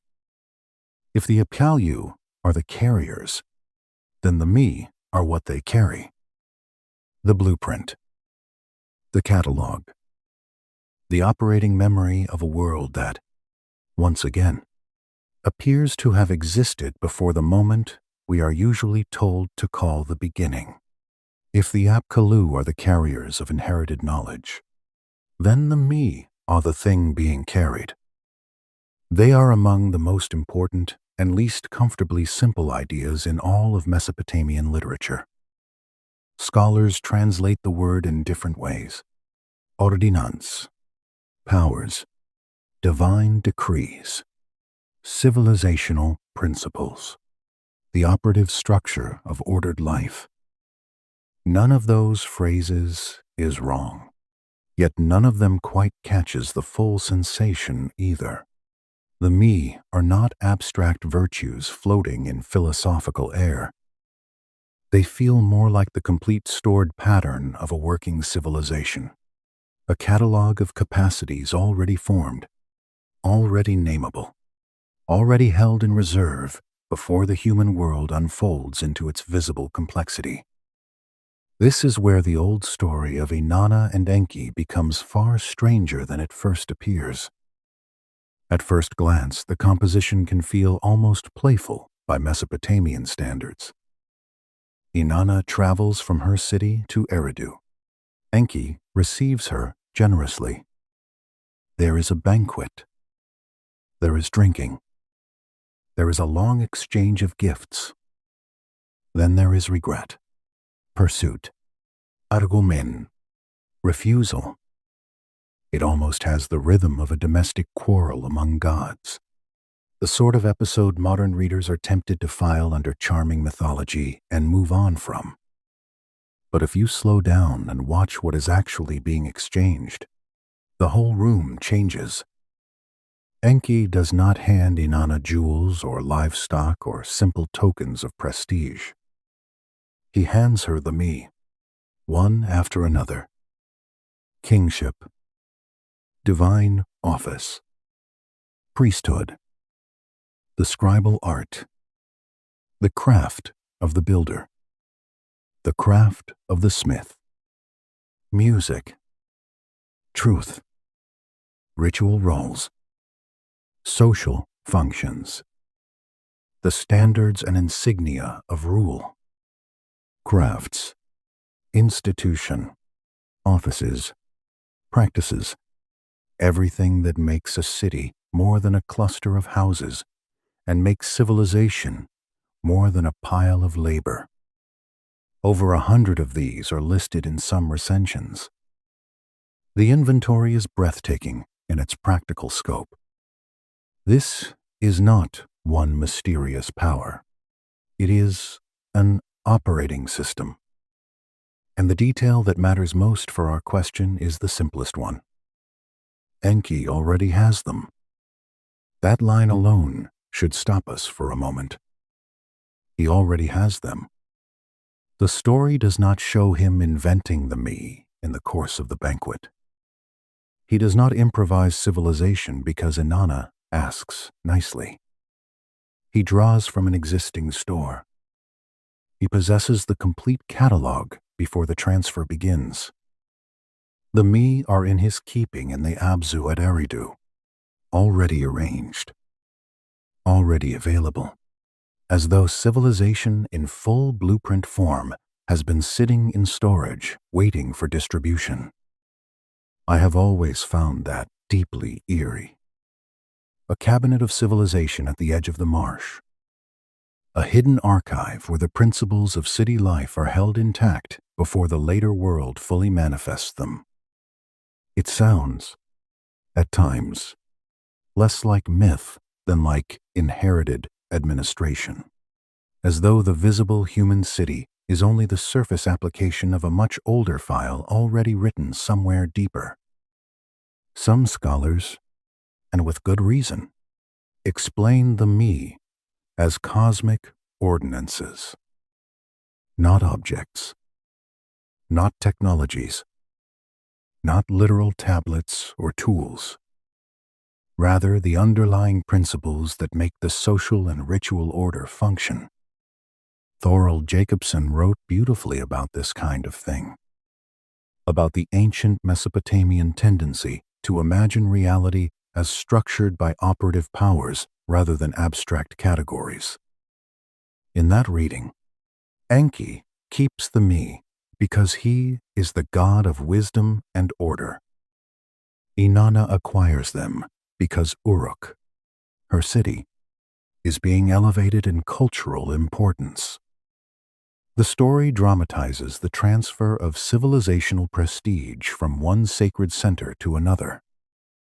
That reading is intelligent and probably necessary, but it still leaves behind a residue that keeps the deeper question alive.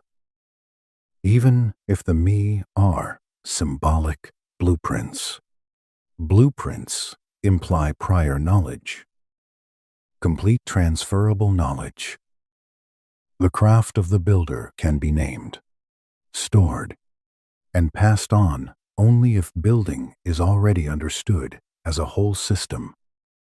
The craft of the smith can be listed only if the logic of metallurgy is already stable in thought. The same is true for kingship, scribal work, priestly order, ritual office, even truth and social role. Civilization appears in this text not as an invention underway, but as a complete inheritance under controlled distribution. You know that feeling when you discover that the most important part of a machine is not the visible moving piece, but the hidden instruction manual, without which none of the parts would ever have been assembled correctly. The me feel like that. They are the prior pattern. The later city becomes legible because they already existed somewhere. And where do they exist?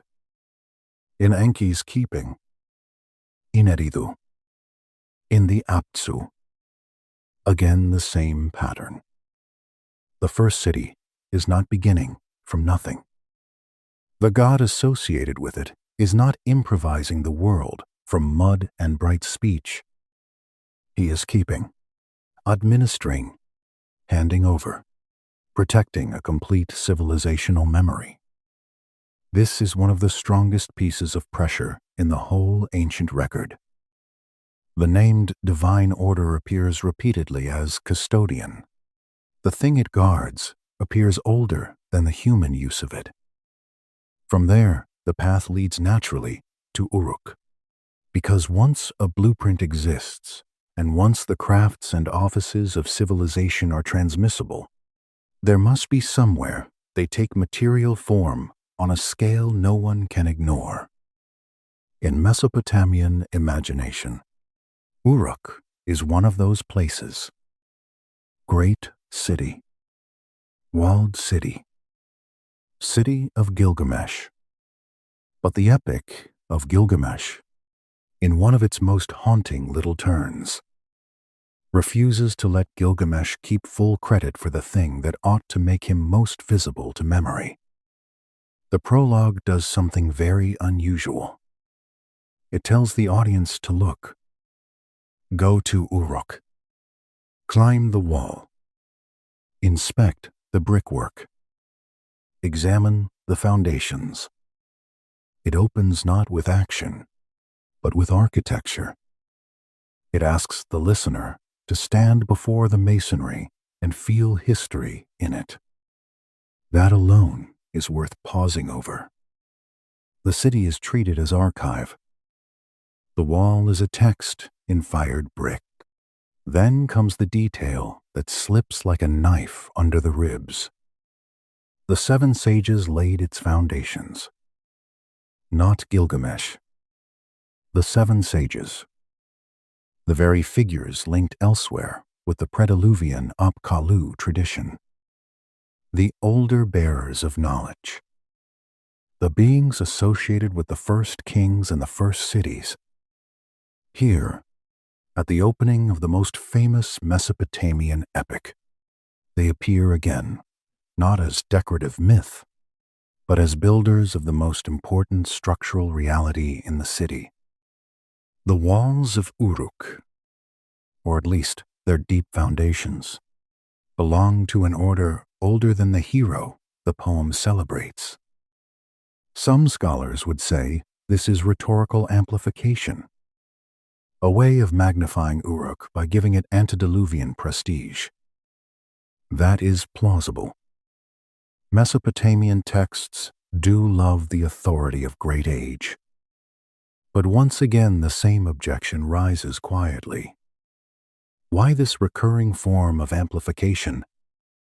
Why always back toward inherited foundations, inherited wisdom, prediluvian builders, prior possession? Why not simply say the gods made it glorious and leave it there? The texts keep returning to predecessors. If you were standing on those walls in imagination, warm brick under your hand, the city stretching wide beneath you, the Euphrates air moving against your face, you might feel the oddness immediately. A ruler famous for his city, yet the prologue tells you the foundations were laid by someone before him. It is as if the text itself is whispering that greatness in the visible age rests on work no one in the visible age originated. And then there is the line about the story being enclosed, preserved, retrieved. The wall is not only a wall. It holds memory. The city itself becomes a container of earlier knowledge. This matters because it connects beautifully with Eridu and the me. Enki's house holds the ordinances. Uruk's wall holds the preserved account. Foundation and memory, architecture and transmission. Again and again, the physical world of Mesopotamia is treated not merely as built space, but as storage. Walls, temples, foundations, repositories. Civilization sits on archives all the way down. That phrase, all the way down, is perhaps the right one for what the ancient texts keep doing to us. Whenever we think we have reached the beginning, another lower stratum appears. A first city, but already waiting for kingship. A first wall, but already founded by older sages. A first set of civilizational powers, but already stored in Enki's keeping. Every beginning is somebody else's continuation. Even the Enuma Elish, which later readers often treat as a full creation account, behaves this way once you listen with enough patience. Its opening does not begin with absolute nothing. It begins with waters. Apsu, Tiamat, fresh and salt, commingled, interacting. Before the gods are fully formed to organize the cosmos, the material of the world is already there in mingled state. Some scholars call this creation through naming, and there is truth in that. What the younger gods bring is order, differentiation, assigned function. But the raw existence of waters and deep precedes them. They do not create substance from blank non-being. They organize what is already present. And once again, there it is. The same structural habit.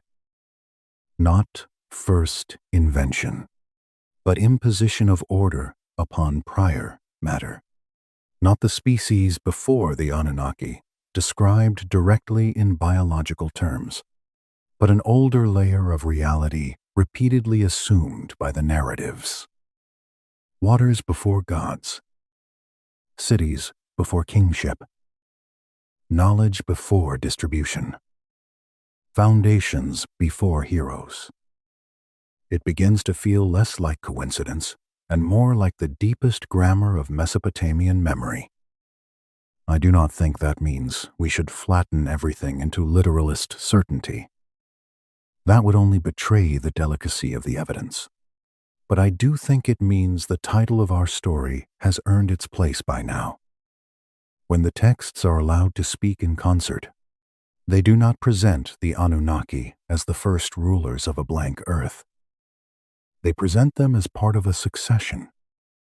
Administrators, distributors, organizers, restorers. Powerful, yes. Primary in the later stories, yes. But again and again arriving too late to be true origin. By now, the room around us is crowded with ancient things.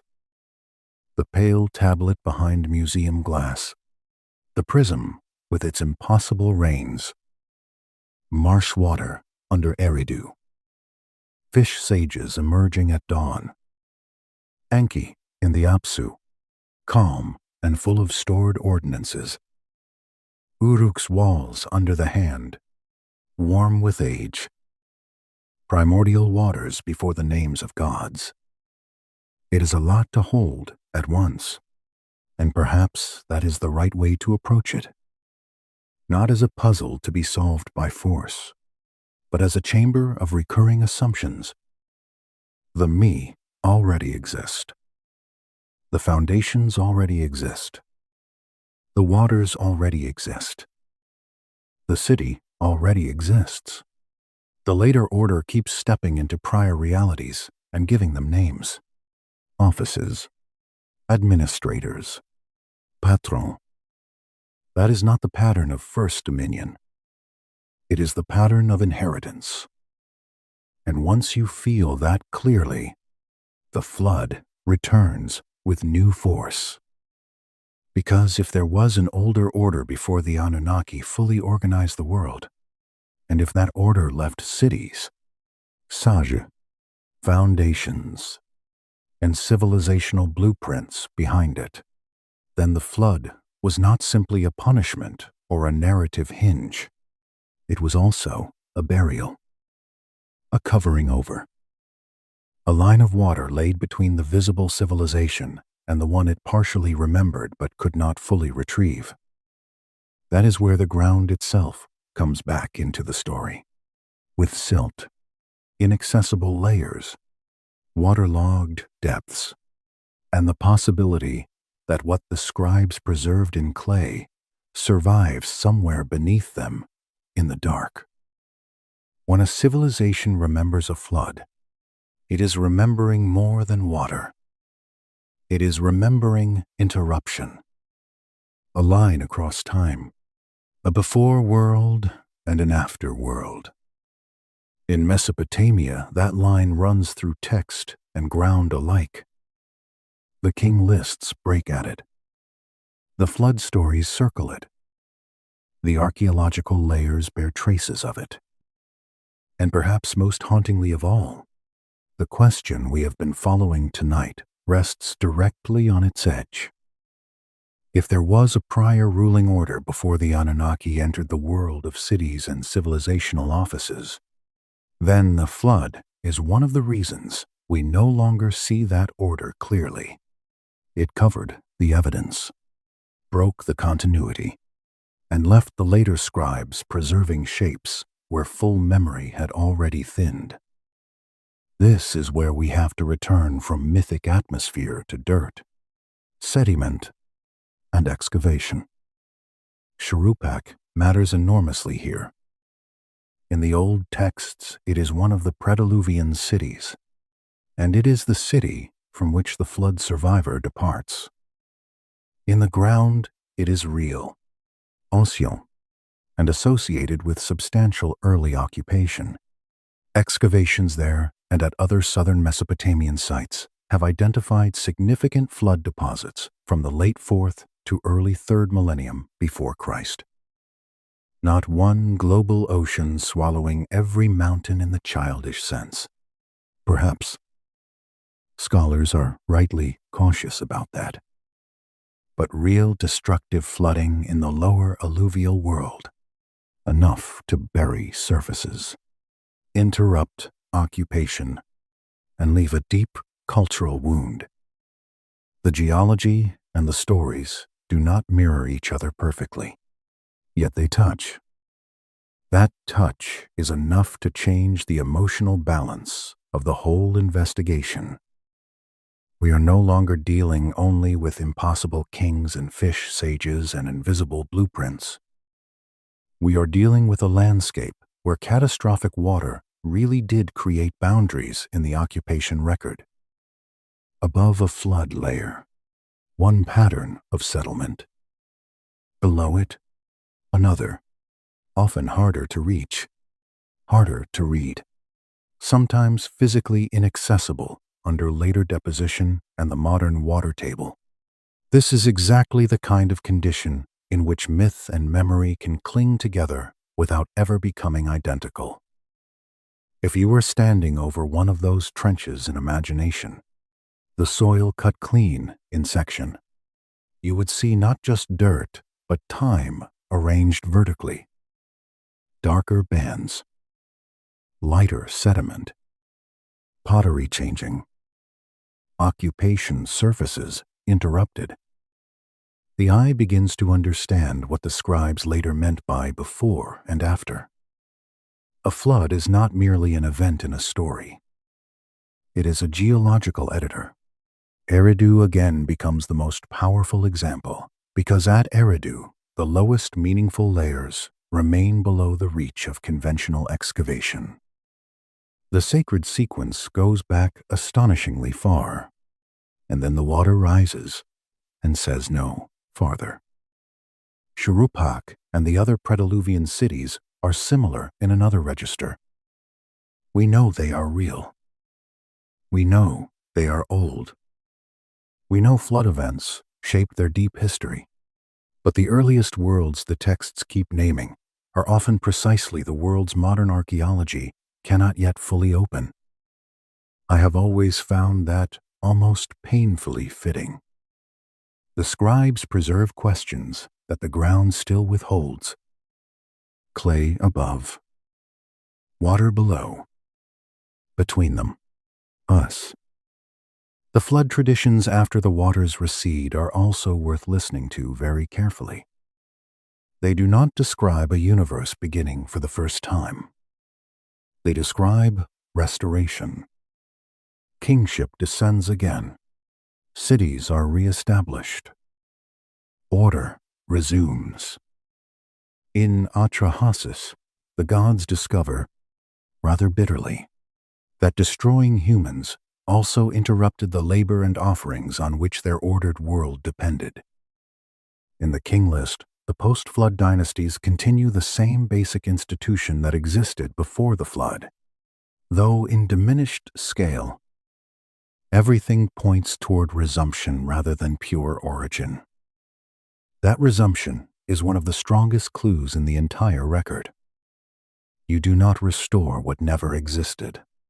You do not reassign what has no precedent. You do not descend kingship again unless there was a first descent and a remembered framework into which the second could fit. The Sumerians, in other words, do not imagine themselves as the first and only custodians of civilization. They imagine themselves as heirs after catastrophe. And heirs always imply predecessors. By now we have reached the place where interpretation has to become explicit. The evidence does not hand us one final, clean answer. It gives us a field of pressure and three broad ways of holding it. The first way is the most conservative and, in academic terms, the most widely accepted. These texts are mythology in the strongest sense. Sophisticated, symbolically rich, institutionally serious mythology. But mythology all the same. The prediluvian cities are literary constructions attached to real places. The impossible rains are numerological and ceremonial. The apkallu are symbolic ancestors of scholarship. The me are cosmological principles. The flood boundary is a narrative device built from memories of real flooding, but not a historical record in the strict sense. In this reading, the Anunnaki and everything before them belong to the architecture of mythic thought, not buried history. There is dignity in that reading, and I do not think it should be mocked. It accounts for much. Ancient people were capable of astonishing symbolic sophistication. They did not need literal fish sages walking the shore in order to think deeply about inherited knowledge and civilizational order. A symbolic reading preserves that intelligence. The second way is subtler, and perhaps for me the most beautiful. These texts are encoded wisdom. They preserve, in mythic dress, a philosophical teaching about civilization itself. Knowledge is inherited, not invented from scratch by each generation. Order is always older than the people currently administering it. Flood, in this view, stands not only for water, but for civilizational collapse, archive loss, institutional rupture, and the terrifying need to carry crucial knowledge across discontinuity. The prediluvian world becomes a sacred model of prior order. The sages become the image of transmission. The me become the truth that civilization depends on principles held in trust. I find that framework compelling because it allows myth and meaning to breathe together. The trouble is that it still leaves the deepest question only half answered. If all order is inherited, then inherited from whom first? The encoded wisdom reading tells us that civilization is handed down. It does not entirely tell us where the chain begins. The third way is the most controversial and, if handled carelessly, the most embarrassing. Yet if handled carefully, it cannot be dismissed as easily as many would prefer. Perhaps these texts preserve distorted historical memory, not of extraterrestrial engineers and space mine fantasies, not of cheap spectacle, but of a genuinely older stratum of organized life in Mesopotamia, perhaps human, perhaps quasi-human in the language of the texts, perhaps an earlier class of rulers, builders, sages, or priestly beings remembered later under divine and mythic names. In this view, the prediluvian cities are not invented from nothing. The sages are memory figures. The Mi preserve inherited technical and institutional knowledge. The flood covers a real break in civilizational continuity. The Anunnaki, in the surviving texts, become the later named administrators of a world whose deepest foundations predate them. We cannot prove that. Not yet.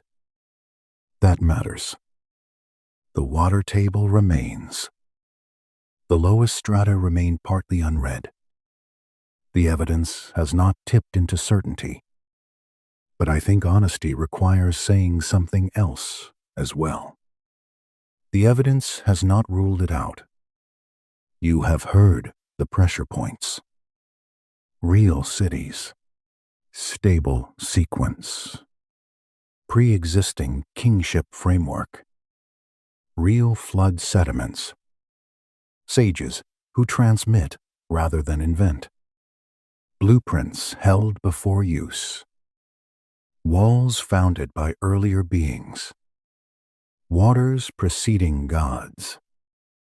A sacred site at Eridu whose deepest levels remain unreached. None of these individually forces a revision of history. Together they create a remarkable pattern of inherited order and concealed priorness. Perhaps this is the deepest human thing about the Sumerian scribes. They do not fully answer the question either. They preserve it. They copy the names. They keep the lists. They hand forward the flood and the first city and the first sages and the stored ordinances, not because they have solved the before world, but because they sense that the before world matters. In that sense, they are less like fabulists than librarians of a broken inheritance. I love that image more the older I get. A scribe in Nippur around 1700 before Christ pressing wedges into clay by lamplight, preserving a city sequence and a flood memory that were already ancient to him, perhaps already partly mysterious to him, and still copying faithfully because mystery can be part of truth. You do not have to understand a thing completely to know it should survive. The tablet in Philadelphia is small. The prism in Oxford is larger, but still not large by the standards of monuments. The fish sage lists from later libraries are scattered in fragments. The walls of Uruk stand in ruin. The deepest levels of Eridu wait under water. Nothing here overwhelms by brute scale. The power comes from consistency. The same pressure over and over. A world before the visible world. A ruling order before the named order. A civilization restored rather than begun. If you ask me, and perhaps by now you know that I have not rushed to certainty. I think the safest thing we can say is also the most haunting. The Sumerian tradition did not believe civilization began with the people who wrote the tablets. It believed civilization was inherited, restored, received from an older before world. Whether that before world was populated by a literal earlier species, by a more ancient human order later transformed into divine memory, or by a symbolic structure too old for ordinary language, the texts keep the same door open, and the ground has not yet closed it. One day, perhaps, excavation beneath the water table at Eridu or other deep Mesopotamian sites will reach layers that change everything. Or perhaps it will reveal only earlier phases of the same slow human development scholars already describe, enough to humble the more extravagant readings and still deepen the wonder. Either way, the real beauty of the question remains. It has lasted for 4,000 years already. Very few bad questions survive that long. We began with a small clay tablet behind glass, warm light across wedge marks, a broken fragment preserving only the lower third of an ancient composition. We end there. The object itself has not changed. It still weighs almost nothing. It still says very little directly. But after sitting with the king lists, the canals, the sacred deep, the sages, the me, the walls, the flood deposits, and the inaccessible layers below the cities, the silence around that tablet feels fuller than it did before. It no longer looks like a simple flood story fragment. It looks like the surviving edge of a much older argument between memory and oblivion. And perhaps that is the true gift of the Sumerian record. Not a solved riddle, but a horizon. It teaches us that every civilization begins in the middle of something older. Every origin story hides an earlier silence beneath it. Every first city stands over a deeper ground. The Anunnaki arrive. The texts name them. The scribes preserve them. But the world they arrive into is already waiting, already structured, already haunted by previous rule. Whatever species or order held that world before them has not fully yielded its name. Still, the clay remembers enough to keep us listening. A first city, a first descent, a first flood, a first restoration, and beneath them all, another first we have not yet reached. Good night,